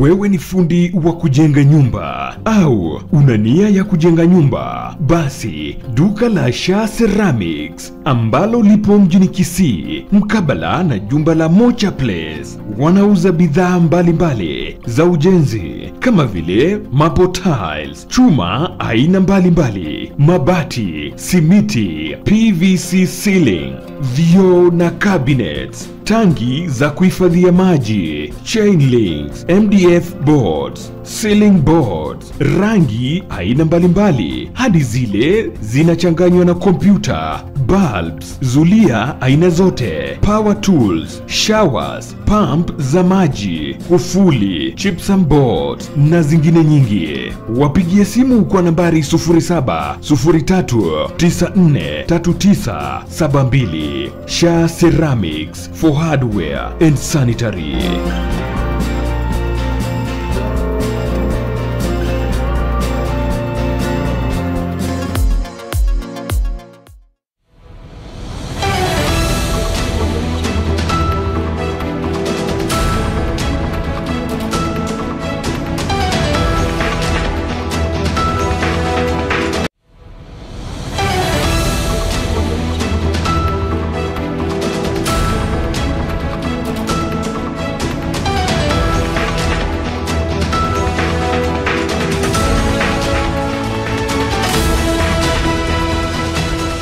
Unatazama Ndizi TV.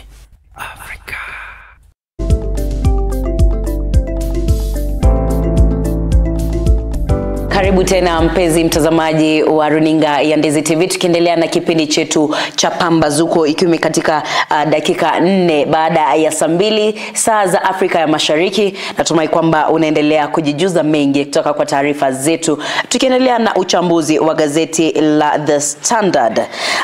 Tunaona pale kwenye ukurasa wa 6 na 7, court exposes the house land scam. Ni kuzungumzia masuala ya mashamba nchini Kenya. Tumejua kwamba masuala ya mashamba yamekuwa yakizungumzia ama yakiangaziwa sana na koti, ambayo tunaona kwamba mahakama imefichua udanganyifu wa ardhi ya Ardhi House, ambayo habari hii inalenga sakata kubwa ya Ardhi House ambalo limekuwa likiendelea, ama swala ambalo limekuwa likiendelea kwa muda mrefu. Mahakama imetangaza kuwa shughuli za udanganyifu zimekuwa zikifanyika katika maeneo hayo ya ardhi, na wahusika wa sakata ili wanakabiliwa na hatia ya udanganyifu. Na pia ripoti hii inaonyesha kuwa inaonyesha jinsi ufisadi wa ardhi ulivyoshika mizizi nchini Kenya, na pia jinsi serikali ilivyoshindwa kutoa uwazi na usimamizi bora wa mali ya umma.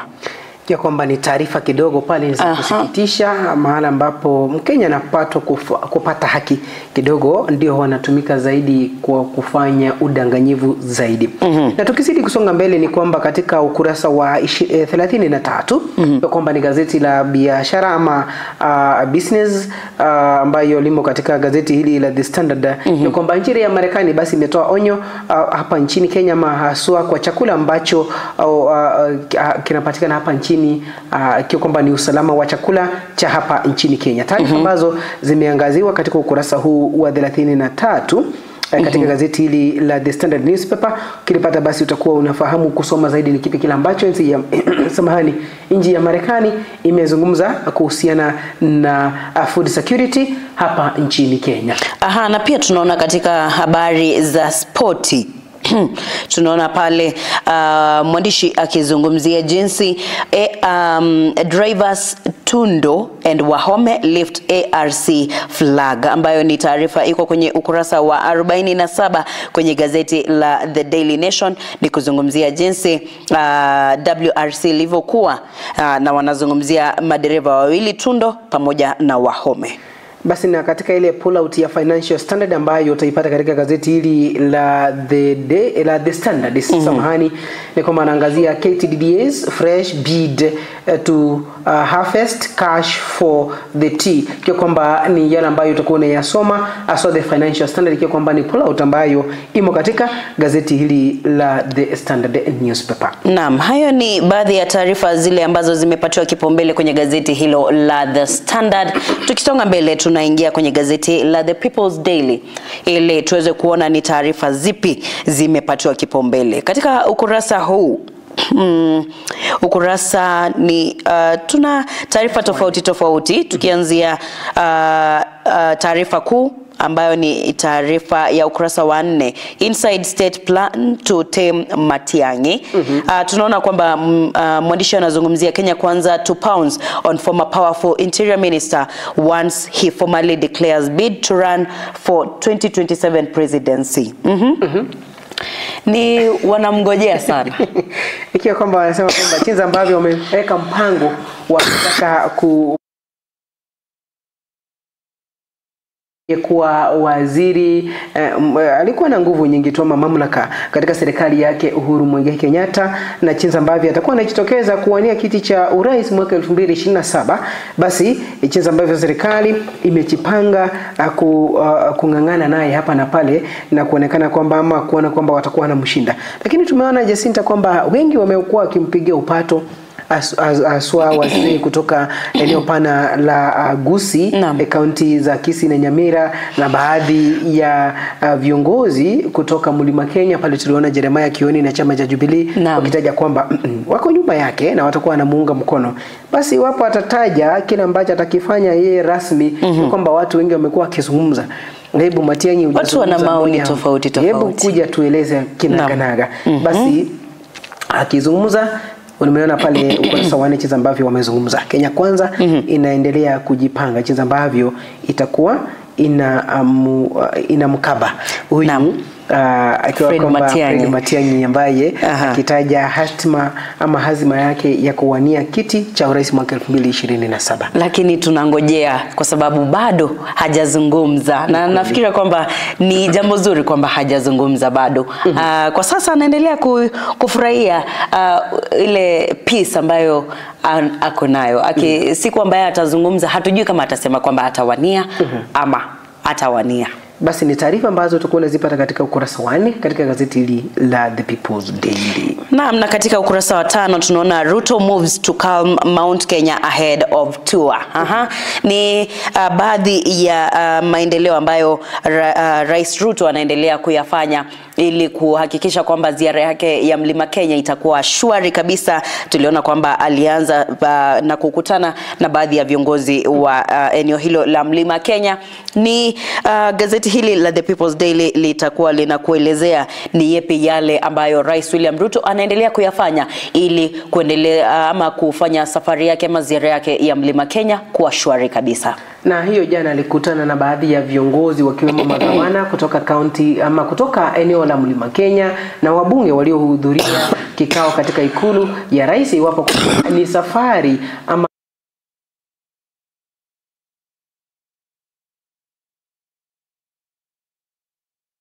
zote za Mlima Kenya pale. Tumemsikia pale awali katika gazeti lile la The Daily Nation ya kwamba yule aliyekuwa gavana wa kaunti ya Meru akitaja kwamba safari yake rais eneo lile la Mlima Kenya si jambo ambalo litakuwa linasaidia sana, kwa kwamba anataja kwamba katika kazi ambayo ameifanya na kufanikisha katika eneo la Meru ni kumuondoa mamlakani. Basi tutangoja tuone ni kipi kile ambacho kitakao kinaendelea, kwa kwamba mizururo ya mikutano imekuwa ikifanyika na naibu wake wa rais Profesa Kithure Kindiki na kwingineko. Hiyo jana basi wakafanya mkutano na viongozi hao waliokutana katika ikulu yake Rais William Samoei Ruto.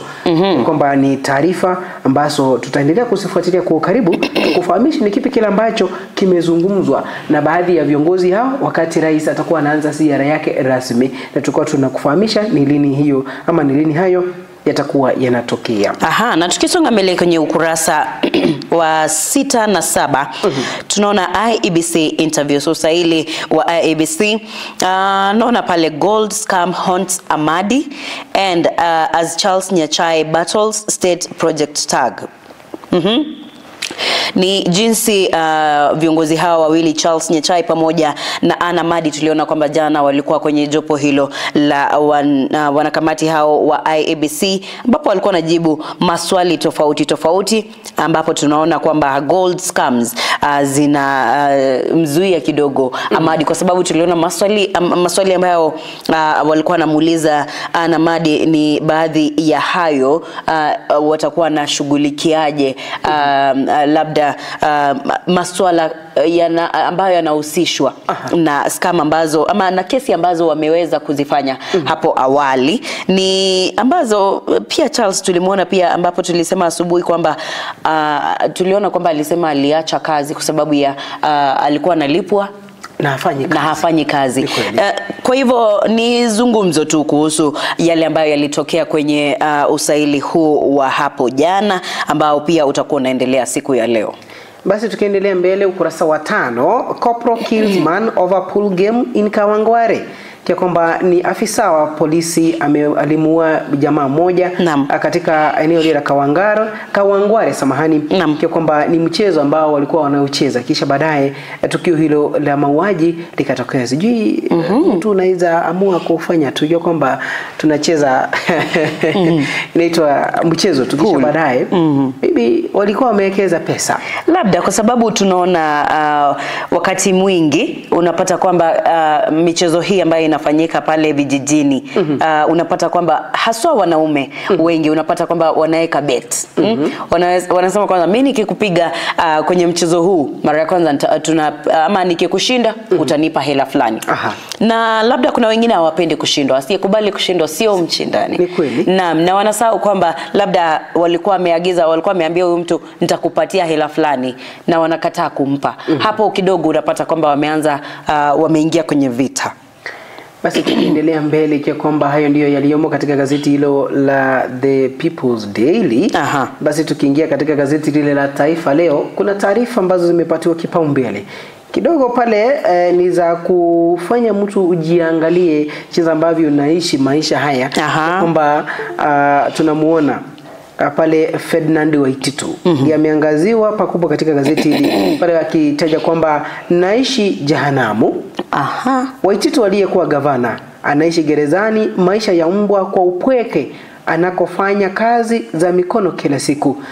Basi ni taarifa ambazo zimeangaziwa katika ukurasa wa pili. Pale kwanza tunaona picha ya kwanza akiwa ametiwa pingu akionyeshwa mahali ambako anaelekea, na picha nyingine pale kando tunaiona kwamba aliyekuwa gavana wa Kiambu Ferdinand Waititu akiwa katika maktaba ya jela la Kamiti Maximum, akiwa kwamba industrial area pale Nairobi, mahali ambako amefungwa akiwa amevalia rasmi sare zile za mahabusu ama wafungwa. Na kwingine kwa pale kuna mambo ambayo ameyatamka, na kabla sijasoma kile ambacho amekitamka pale, jinsi ambavyo anataja hapa kwamba ni mateso mahabusu Waititu ambaye anaishi na wafungwa wengine 5,000.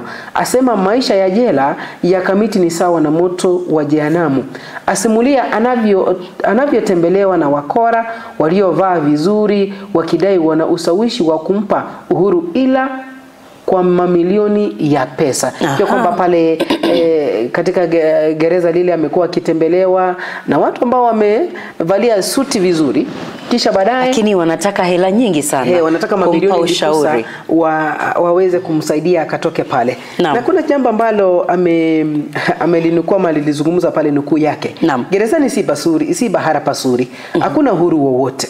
Hakuna vifaa, na sasa ninajua vizuri sana rafiki zangu wa kweli. Unaona ukiwa na mali, kila mtu anakutafuta hadi ufikiri unadhibiti kila kitu. Lakini huwa unajidanganya. Kwani nimegundua watu huja kwako wakijua utayatatua matatizo yao. Ferdinand Waititu aliyekuwa gavana wa kaunti ya Kiambu.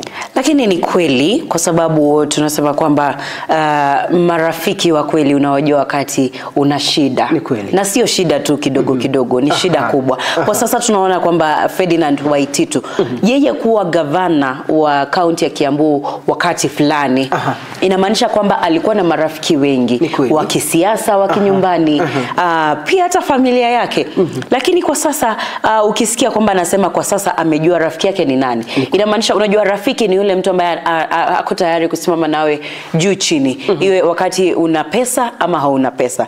Kwa sasa tunajua kwamba Ferdinand Waititu amekuwa gerezani kwa muda mrefu kiasi, na amejaribu sana kujitoa ama kusema kwamba anaweza lipa bond ama nini, lakini amekatazwa. Tukianza kutoka mwanzo, nafikiri sababu ya kutokuwa na marafiki ya kwanza ni labda kwa yale mambo ambayo aliyafanya. Ni kweli. Wetu kwa sababu tulimwona wakati Waititu alikuwa serikalini. Alikuwa anaonekana kuwa mtu wa kiburi sana.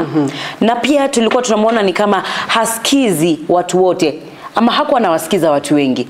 Alikuwa ni mtu ambaye akisema anaenda kufanya hili atalifanya hata kama ni jambo mbaya. Na kwa sasa yupo gerezani. Watu ambao wanamsaidia ni wale, unajua kuna wale ambao watamwambia si nilikuambia, si nilikukataza. Ni kweli. Lakini wale ambao walimwambia fanya hata kama ni mbaya, kwa sasa hawawezi enda kumuona kwa sababu walimuelekeza vibaya na wameona mahali ambapo amefika. Nakumbuka wakati mmoja pale serikali ilikuwa inabomoa nyumba ambazo zilikuwa zimejengwa mahali ambapo hasifai. Pale wengine wakijenga karibu na mito. Nakumbuka akisema kwamba tunaweza tengeza, tutafutie mto huu njia. Na kwingine akataja wakati mmoja kwamba kila ambacho anaogopa katika ulimwengu huu ni Mungu ni ujimoto. Lakini basi binadamu ni binadamu tu. Na yale ambayo unayazungumza kidogo uyatafakari. Naam. Chukua hata sekunde kadhaa kabla hujalinena jambo, ufahamu ni kipi kile ambacho unataka kukisema. Lakini siasa jinsi ambavyo ilivyo ni hivyo, basi ikiwa kwamba naye alipatikana na hatia jinsi ambavyo kesi yake ilikuwa, kwamba upatilifu wa mali ya umma, kwamba wengi viongozi wanapaswa kuangalia sasa kile ambacho anakipitia, na wasije wakao kwamba ni watu wabadhilifu, wanatumia pesa za mwananchi jinsi ambavyo wanataka. Mwananchi kama umeeka ni jambo fulani unamtengezea ni shule unajenga, hakikisha kwamba shule hiyo imejengwa, inazo vifaa vya kutosha kuhakikisha kwamba mwanafunzi ambaye ataingia mle atakuwa anasaidika. Hospitali vile vile isije kwamba wewe unataja kuna mradi unafanya wa serikali wa county kidogo umeleta bila contractor amefika katika site ameanza kazi kidogo pesa zimekosa, project imesimama miaka 2, 3, 4, 5, kisha baadaye ukipatikana unaanza kusema kwamba ninaonewa. Hebu tufanye kazi kwa haki na tuhakikishe kwamba tunatenda kazi kwa njia ambayo si lazima wanasema kwamba tenda mema nenda zako. Naam, ni kweli. Mazuri yatakufuata. Na ukitendea mwenzako mabaya, jua kwamba chako kimotoni. Ukiona jinsi Ferdinand Waititu sio jambo nzuri. Sio kwamba watu wanafurahia kumuona hivi, lakini ni lazima mmoja awe funzo kwa wengine. Labda sasa yeye ndiye atakuwa funzo kwa wengine, na wasiposoma kutoka kwake pia wao watakuwa funzo kwa wengine. Kwa hivyo ukiona mwenzako ananyolewa, chako kikimaji, na wakasema kwamba alipo ni hapa duniani. Kabisa. Wengine mabaya, basi na mabaya hayo yatakufuata kabla hujaondoka katika uso wa ulimwengu huu. Naam, tukisonga mbele katika habari nyingine ambayo imepatiwa kipaumbele kwenye gazeti la Taifa leo kurasa wa pili, tunaona IEBC tuko tayari kwa kazi ya kifo, ambapo wanazungumzia interviews ambazo zimekuwa zikianza siku ya jana, wakisema kwamba wao Charles Nyachae, Anna Madi, Abdikadir Lorot pamoja na Edward, wakisema kwamba wanataka kazi ya Chebukati, na nafurahia kwa sababu ya jinsi mwandishi ameandika tuko tayari kwa kazi ya kifo, kwamba tulimuona Kivuitu baada ya kura za mwaka wa 2007 akafanya nini? Aliaga. Naam. Baada ya miezi ngapi? Mwaka mmoja na miezi 7 na miezi 8 karibu 6-7 hapo. Na Wafula Chebukati pia tukamuona baada ya muda huo baada around hapo mwaka moja na miezi 5 na ongeza 1-2 hivi. Pia yeye akaaga. Na kwa sasa tumeona mwandishi akisema kwamba Charles Nyachae, Anna pamoja na Edward pamoja na Lorot wako tayari kwa kazi hii ya kifo. Hatujui ni nini kinafanyika, lakini labda kazi hii kweli ni ya kifo, kwa sababu ni watu wengi ambao wana kupoint, inaitwa pointing fingers, na kukublame wakikwambia wewe ulifanya hivi, hata kama ulifanya kazi nzuri.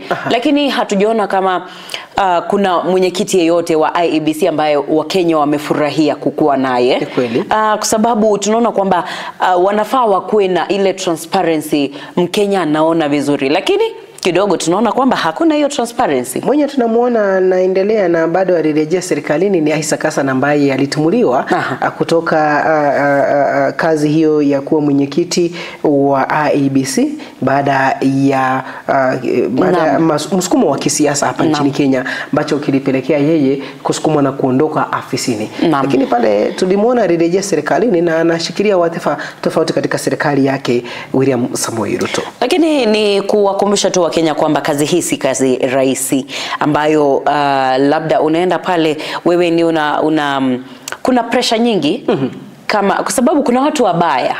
Kuna watu wabaya na kuna watu ambao tuliona wakati marehemu Chebukati wakati aliaga, tuliona bibi yake akituelezea pale kwenye matanga yake akisema kwamba siku ile ya kura Chebukati aliita mtumishi wa Mungu amuombee kabla ya kwenda, na wakati aliombea kwa sababu alikuwa na woga, alikuwa ameogopa, na alisema kwamba alikuwa anapata simu nyingi ambazo watu unajua kila mtu anamuuliza ni nini kinaendelea, mbona unafanya tungoje. Na nafikiria kwanza simu hizo lazima kuna simu moja mbili ambayo ilimwambia fanya hivi utaona.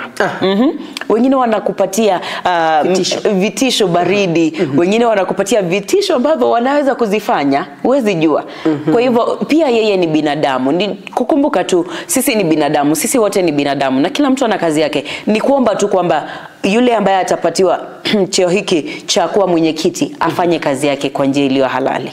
Basi tunapoendelea kusonga mbele katika vidokezo zaidi katika magazeti ya asubuhi ya leo, hasa gazeti hili la Taifa Leo, ni kwamba Mwangaza amurukia Rais Ruto. Adai mradi pekee uliofanikishwa na Ruto Meru ni kumtimua katika mamlaka.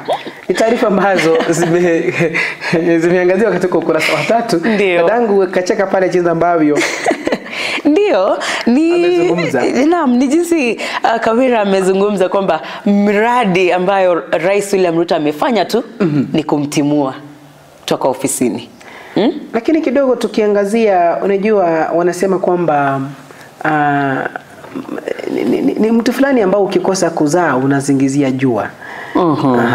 Basi na yale yote ambayo hufanyika yanafanyika kwa sababu fulani. Utapata kwamba kuna watu ambao wameweka mikono yao pale.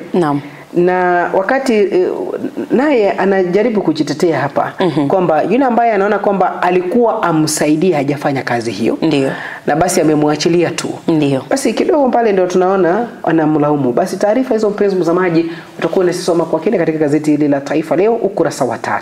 Na katika ukurasa wa 2 tunaona pale Hussein Mohamed ambaye alikuwa mwandishi wa habari katika kituo kimoja cha habari hapa nchini Kenya, ambapo tunaona mlinzi wa Hussein apiga raia risasi 7.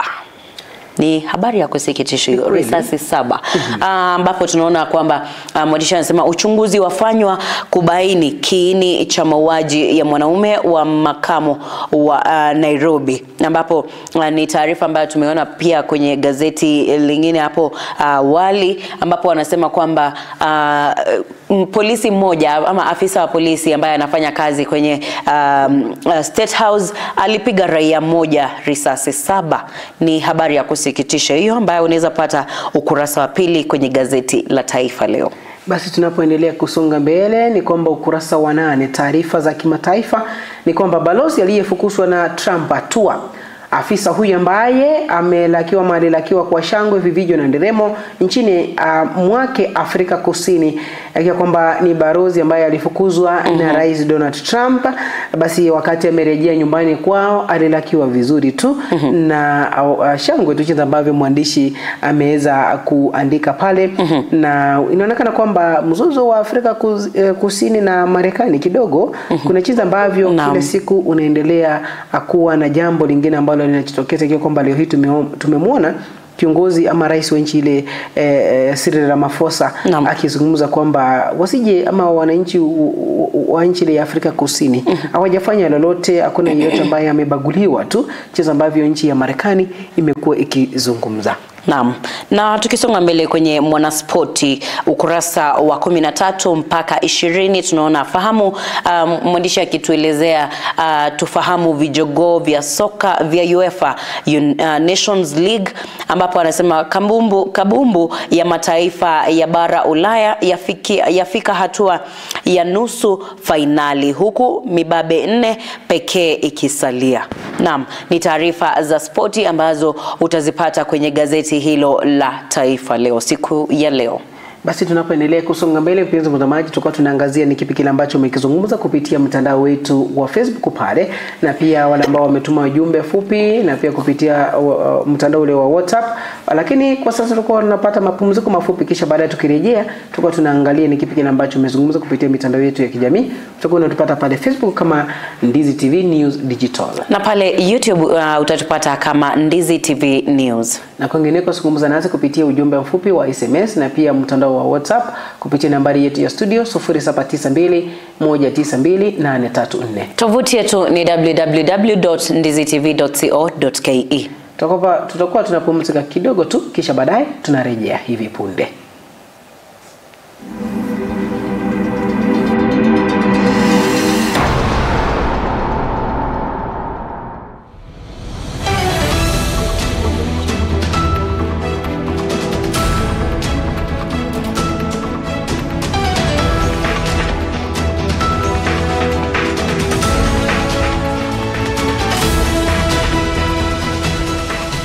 Unatazama Ndizi TV.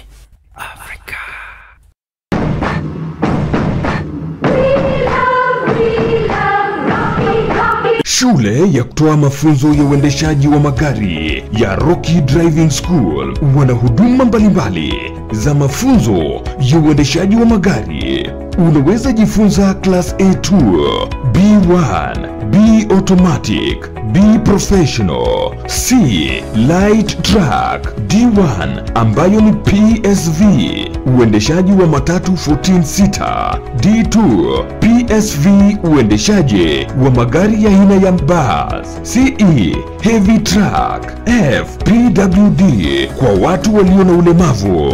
Pia wana short courses za PCD na B executive. Uzuri wa kujifunza kuendesha gari na Rocky Driving School ni kwamba classes zao ziko flexible kabisa na ni wakati wowote kwa siku. Wako approved na shirika la NTSA.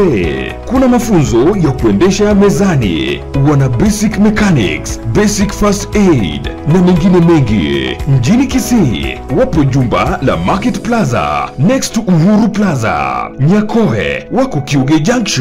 Nyamira Rocky Driving School wako at Manga Building Sama Petrol Station, na Ugembo wako mita 100 kutoka barabara kuu ya Mosora, na pia wako Kilgoris Town. Wana special offers kwa form 4 school leavers. Kwa mengi zaidi mpigie simu manager wa Rocky Driving School.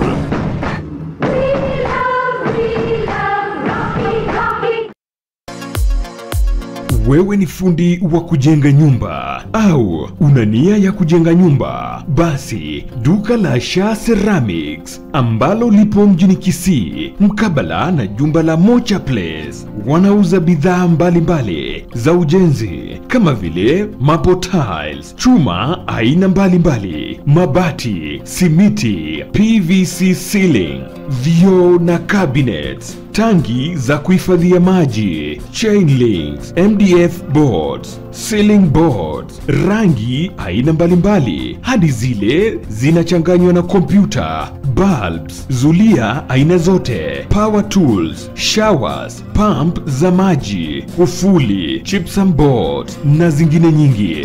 Wapigie simu kwa nambari 0703943972. Sha Ceramics for hardware and sanitary.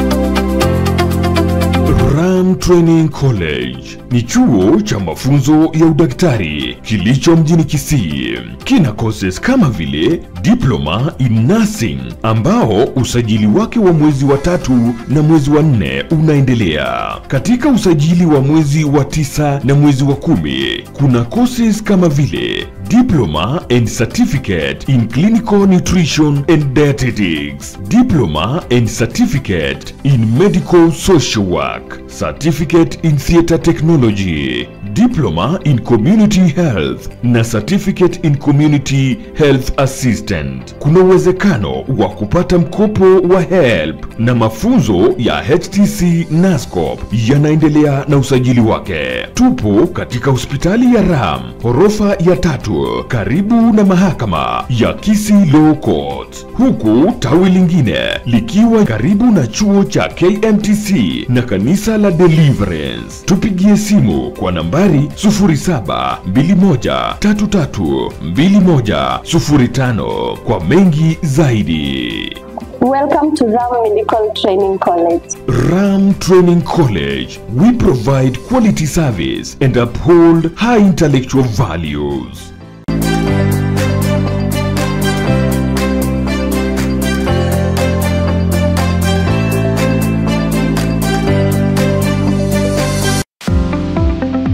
Huduma zinazotolewa katika hospitali ndizo zitakazomfanya mgonjwa kwenda katika hospitali hiyo. Ram Hospital Kisii wana uwezo wa kutoa huduma mbalimbali zikiwemo out and inpatient, MCH clinic au maternity, consultation, pharmacy, rehabilitation, ultrasound, CT scan, x-ray, dental, optical, laboratory services, major and minor surgery, 24-hour ambulance service, occupational therapy, physiotherapy, dialysis na zingine nyingi. Unaweza kulipia matibabu kutumia bima tofauti kama vile AON, Minet, Liaison Group, AAR, Trident, Britam, Madison Insurance, APA Insurance. Matibabu kwa wagonjwa waliolazwa ama inpatient yaweza kulipiwa kupitia mfumo wa SHA. My name is Robert Ukogai, Business Administrator, Ram Hospital Kisii.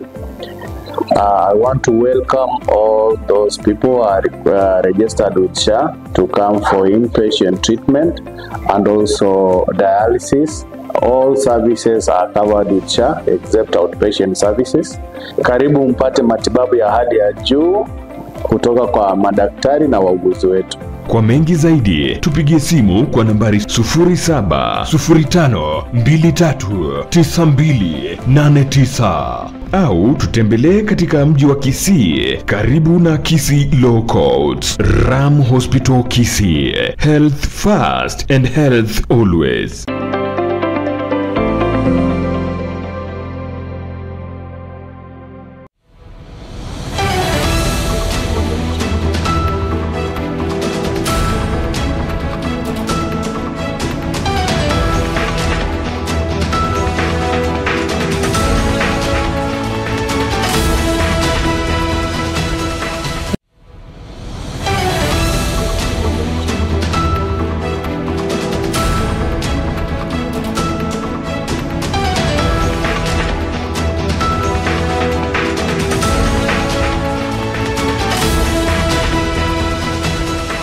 Unatazama Ndizi TV.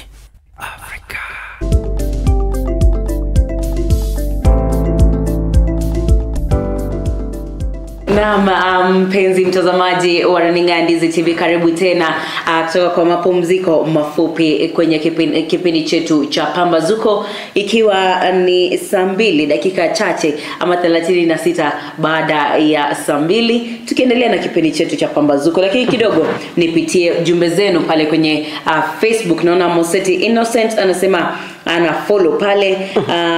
Umumuromo Tangi anasema following kutoka Magombo. Chiduka Gekano yuko ndani ya show. Moturi Vincent pia namuona pale akisema kwamba yuko ndani ya mpango wetu wa siku hii ya leo. Na tukiendelea tu kwa sababu tulikuwa tunapitia inaitwaje maudhui kidogo magazeti. Naam, ya magazeti ambayo yamejitokeza kwenye magazeti yote. Ndio. Lakini kabla hatujaenda pale, kuna taarifa ambayo nimeona imechapishwa katika mtandao wa kijamii pale na mmoja wa maafisa wa polisi ukitaja kwamba kesi ile ambayo tulianza nayo asubuhi, ile story kwa tunaangazia mwanadada ambaye alionekana katika video akichapwa na kulazimishwa kutupa mchanga kwenye kaburi yanaye tumiwa kwa mume wake pale. Kwamba jamaa ambaye anaonekana kwa picha ambazo sasa zinasambaa mitandaoni, anaonekana kumshika kutoka katika shamba la chai pale, akimbeba juu na pia kufika katika kaburi lake pale na karibu na kaburi la mumewe na kumcharaza. Imefahamika kwamba jamaa huyu anafanya kazi kwa kituo kimoja cha mawasiliano katika town ile ya Nyamira, na basi naona pale wakitaja kwamba wangependa sana kituo hicho kimulete ama kimuwasilishe katika kituo cha polisi ambacho kiko karibu, ili aweze kuandikisha taarifa ni kipi kile ambacho kiliendelea na sheria ifuate mkondo wake. Pale kuna maswali mengi naona wengi wameuliza pale, mmoja akiuliza je, huyu angekuwa dadako ungefili namna gani? Angekuwa mtoto wako msichana ungesikia namna gani? Angekuwa mamako bado ungesema apigwe ama jambo lipi lifanyike pale?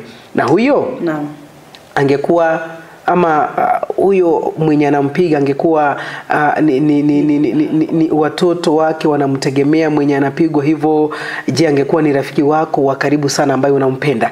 Je, bado ungeona hili na uliangalie tu jinsi ambavyo mambo yaliendelea? Lakini nadhani kwamba ni jambo ambalo limewekwa katika mitandao pale, na jamaa huyo anaendelea kutafuta. Kumbuka kwamba pale taarifa ambayo tuliipata ni kwamba maafisa wale wa DCI na pia maafisa wa polisi kutoka eneo lile la Nyamira watakuwa wanafika siku hii ya Jumanne katika eneo hilo mahali tukio hilo lilitoka, na basi kuna baridi itakuwa inapigwa pale, ndiposa angalau wajaribu kutambua baadhi ya sura ambazo zilionekana zikimchalaza huyu mwanamke, kwa kwamba watatu walikamatwa hiyo jana na wanangoja kufikishwa mbele ya mahakama.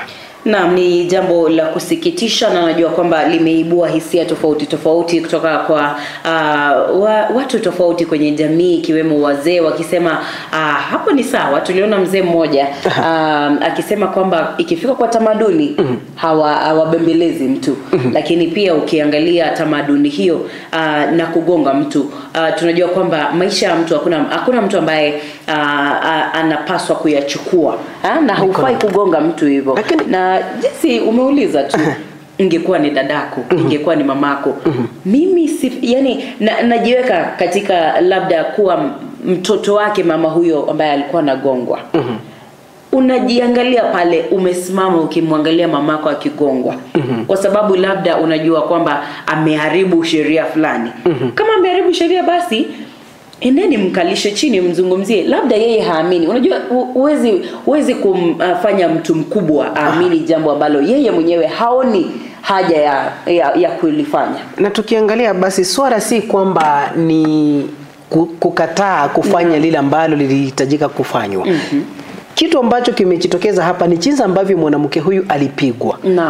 Nadhani kwamba hapo ndipo sasa msisitizo upo kwamba amekataa. Ndio, wakati alikataa, je, unayo sheria ama unayo ruhusa ya kupiga mtu jinsi ambavyo alipigwa? Nadhani kwamba hilo ndilo swali kuu ambalo linajitokeza pale.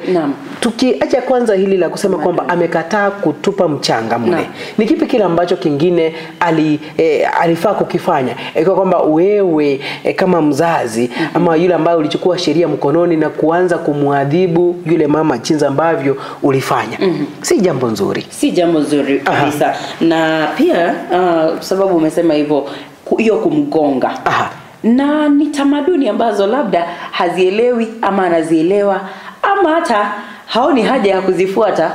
Sababu naam, wanasema mwachamila ni mtumwa, lakini bado kama haelewi, mbona ifanye? Na alafu hata akifanya ama asifanye, hakuna mtu ambaye, hakuna sheria ambayo inasema kwamba mtu akikataa kufuata tamaduni fulani na fulani anafaa kugongwa hivi. Labda anafaa kwenda kukalishwa chini, wangeita kina mama, kwa sababu huyu ni mama. Kwa sababu kitambo tunajua kwamba labda kulikuwa na sheria ya kuwaongoza ama kuwaelimisha vema.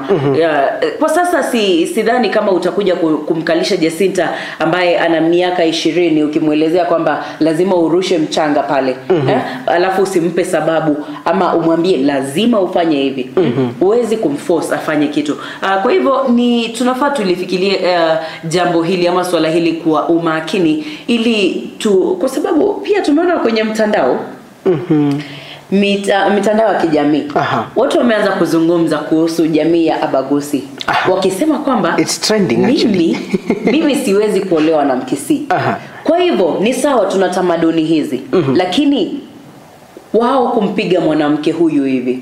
Labda kuna wale ambao wanajua kwamba, unajua kuna zile tunaita myths, kuna zile misconceptions ambazo ziko kwenye jamii tofauti tofauti. Labda kuna kabila fulani inajua kwamba Wakisii ni wachawi. Kuna wengine wanajua kwamba Wakisii wanafanya hili na hili. Lakini ukikuja uulize Mkisii atakwambia hapana, alifanyiki hivi, ni hivi ndio tunafanya. Lakini kwa sasa kuona mama huyu amepigwa, niliona kwamba pale kwenye mtandao watu wengi ambao ni wa kabila tofauti tofauti hapa nchini Kenya wanasema kwamba mimi siwezi kuolewa na Mkisii kwa sababu nitafanyiwa hivi Na wengine wakisema kwamba mimi ikifika wakati ambapo labda tunaanza kuzungumzia utamaduni, mimi msiniweke ndani kwa sababu sielewi mbona utamaduni huu uendelee na hauna sababu. Ni kweli. Ni kwamba si watu wote wanafahamu. Unakumbuka kwamba hili ni jambo ambalo linapaswa mtu anafunzwa. Na ikiwa kwamba tumepata kwamba kuna maana ambapo imefikia tamaduni zingine asifuatwe. Ikiwa kwamba tunataja kila jamii inazo tamaduni zake na mila zile ambazo inazishika kwa zaidi, basi ni vizuri ikiwa kwamba wale ambao wanatuangalia kutoka pale nje wanaona kwamba ndio jamii hii, ndio kila jamii iko na tamaduni zake, lakini yetu inaonekana kwamba inakaa ni kitu ambacho kinakaa cha kulazimishiwa, cha kuhakikisha kwamba vitu zingine simefanywa jinsi ambavyo asifai na mtu unarasimishwa kufanya. Naam. Na tunazungumzia masuala ya masuala ama maudhui pale ambayo yamejitokeza kwenye magazeti. Kwa sababu ya muda tunafaa tusonge haraka. Tulianza na gazeti ya The Daily Nation, lakini ukiangazia masuala katika gazeti zote utaona kwamba Waititu amezungumziwa sana. Tunamuona katika gazeti la Taifa Leo na pia gazeti la The Daily Nation. Na pia tumeona masuala ya kisiasa yakiangaziwa katika gazeti ama magazeti haya yote, ama maudhui ambayo yameonekana katika magazeti yote maana ambayo tumeiangazia asubuhi ya leo. Pale tumeona mambo ya kisiasa yakizungumziwa, ziara yake Rais William Samoei Ruto ambayo inatarajiwa kufanyika pale Mlima Kenya kwa siku 7 hiyo jana, akikutana na baadhi ya viongozi kutoka eneo leo wakiwemo magavana, wabunge na pia wawakilishi wadi ambao walifika katika ikulu ile ya rais. Naam, na pia tumeona gazeti hizi tofauti zikizungumzia kuhusu usaili ambao unaendelea wa IEBC, ambapo jana tuliona wateule wa kwanza 4 kati ya 11 ambao waliteuliwa na kamati hii ama na interviewers ama jopo hilo waliweza kuanza usaili wao hapo jana, na siku ya leo pia wengine 4 watakuwa naendeleza usaili huo kwenye jopo hilo. Na basi tunapoendelea tumeona pia yale ambayo yameangaziwa yakiwemo ni jinsi ambavyo kaunti zimekuwa zikitumia fedha, na bila shaka kuna kesi ambayo kuna afisa ambaye anatumiwa kumuua jamaa mmoja pale Kawangware, na pia kuna kesi ile ambayo ama taarifa ile ambayo tumeangazia katika gazeti moja pale kwa kwamba mfanyakazi ama mlinzi wa msemaji wa ikulu basi alimpiga risasi 7 mtu mmoja pale. Kwa kwamba ni uchunguzi unaendelea kufanywa kufahamu ni kipi kile ambacho kiliendelea. Na pia tunaona kwenye siasa tunaona kwamba tumezungumzia Fred Matiang'i ambaye ametajwa kwamba ataenda kuwania, lakini hao ni watu wanasema kwamba ataenda kuwania kiti cha urais hapo mwaka wa 2027, lakini tunamngoja, ama wanasema kwamba mwandishi alizungumza kuwa serikali ya Kenya Kwanza inamngoja sana Fred Matiang'i kuzungumza kuhusu swala hili ambalo tumeona kwamba chama cha Jubilee kishasimama naye kinasema kwamba akizungumza hivi kidogo akisema kwamba ataenda kusimamia urais, basi watakuwa wanampa support. Basi tunapoendelea ni baadhi ya maudhui ambayo yamekuwa katika magazeti asubuhi ya leo, na bila shaka tunapojitayarisha kutamatisha kipindi ni kwamba nimepata taarifa za hali ya hewa katika kaunti ya Kisii.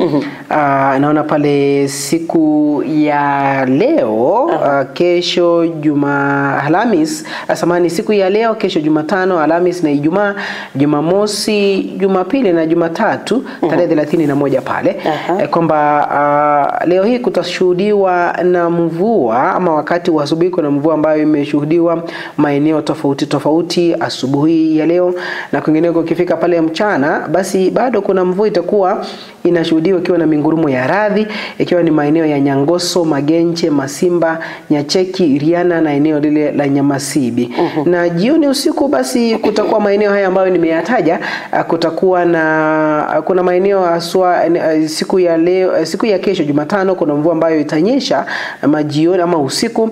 Pale tupate siku ya Alhamisi basi hakutakuwa na mvua, ila tu ni mawingu tu ambayo yatakuwa yametanda pale. Na bila shaka siku hizo nyingine zote hakutakuwa kuna ripotiwa mvua yeyote ile. Katika maeneo ya Birongo, Mosocho, Nyamache, Nyangonda, Kenyenya, Ikoba, Sengera, Rio Siri, Sameta na Itumbe basi kumeshuhudiwa ama kuanzia kesho kuendelea kutashuhudiwa na mvua wakati wa asubuhi, na bila shaka mchana kutashuhudiwa na mvua ambayo itakuwa inanyesha ikiwa na mingurumo ya radi, na usiku basi kutakuwa kumetulia, kutakuwa na mvua yoyote ile ambayo itakuwa inaanguka ama inanyesha pale, ikiwa kwamba na eneo lile la tatu, eneo la Kegati, Beno, Kirumbu, Kiogoro, Bubaracho, Kisii Central, Getare, Boitangare, Marani, Ogembo, Isecha, Nyakoe, Nyabumwa, Nyatieko na Monyerero, ikiwa kwamba watakuwa wanashuhudiwa mvua siku ya Jumatano, ikiwa kwamba ni wakati wa asubuhi. Kuanzia siku ya Alhamisi pale Ijumaa, siku ya Jumamosi na siku ya Jumapili basi watakuwa wanashuhudiwa mvua wakati wa asubuhi. Na kisha baadaye wakati wa jioni ama siku katikati kuna siku ya leo, kesho, kesho kutwa na siku ya Ijumaa na siku ya Jumamosi basi kutashuhudiwa mvua ambayo itakuwa na mingurumo ya radhi katika kaunti ya Kisii. Asante sana kwa kutupa hali ya anga jinsi ambavyo itakuwa kwenye kaunti za Kisii na Nyamira. Nadhani hiyo ni akaunti ya Kisii ya Nyamira pale. Na jaribu kuiangazia nione jinsi ambavyo mambo yatakuwa katika kaunti ya Nyamira. Naam, naona pale kwenye mtandao wa Facebook Rhoda Ruth anafuatilia akisema kwamba yuko ndani ya mpango wa Pambazuko. Kwa sasa tutakuwa tunamalizia kipindi chetu cha Pambazuko hapo. Natumai kwamba tumemaliza uchambuzi wa magazeti na pia tumekupa yaliyojiri hapo jana. Siku ya leo tunakuwa tunatarajia kuona usaili ama wa wenyekiti wa IEBC ukiendelea kuanzia saa 3 hivi saa 4 sasa saa hii asubuhi, na tutakuwa tunafuatilia hayo yote ambayo tutakupa kwenye mpasho saa 7 ifikapo saa 7 mchana. Basi tunapoendelea kusonga mbele, hali ya anga kutoka kaunti ya Nyamira basi kutashuhudiwa na mvua kuanzia tarehe 25 leo hii hadi tarehe 31 mwezi huu wa Machi mwaka 2025, na pia bila shaka eneo hilo ama kaunti ya Nyamira itaendelea kupata mvua chache tu wakati wa asubuhi, asua siku ya Jumatano hadi siku ya Jumapili asubuhi, kwa kwamba jinsi ambavyo wanaangalia hali ya anga wanazungumza pale ama wametuma taarifa hizo, kwa kwamba na lingine itakuwa showers and thunderstorms are likely to be experienced over most places of the county in the afternoon ama jioni wakati mvua itakuwa ikiendelea kunyesha. Na kwingineko wanasema kwamba wakulima wanapewa ama wanaambiwa kwamba waangalie na kuuliza maswali aswa kwa department ama kwa department ile ya agriculture, livestock, fisheries and cooperative development for the type of activities to be undertaken, ikiwa kwamba kuna yale ambao wanapenda kuyafanya ama wangependa kuyafanya basi waulize kabla hawajatimiza hilo. Ikiwa kwamba ni hali ya anga kutoka ama kati ya kaunti ya Nyamira na kaunti ya Kisii, basi ikiwa kwamba umefuatilia unapaswa kufahamu kwamba ukitoka lazima ubebe jaketi, ubebe umbrella, na wale ambao barabara ni mbaya mbovu, unaelekea mahala fulani unahitaji gumboots, basi ujipange vizuri. Tutakuwa tunamalizia hapo. Kwa kwamba basi hapo ndipo tunafika tamati katika kipindi cha leo cha Pambazuko.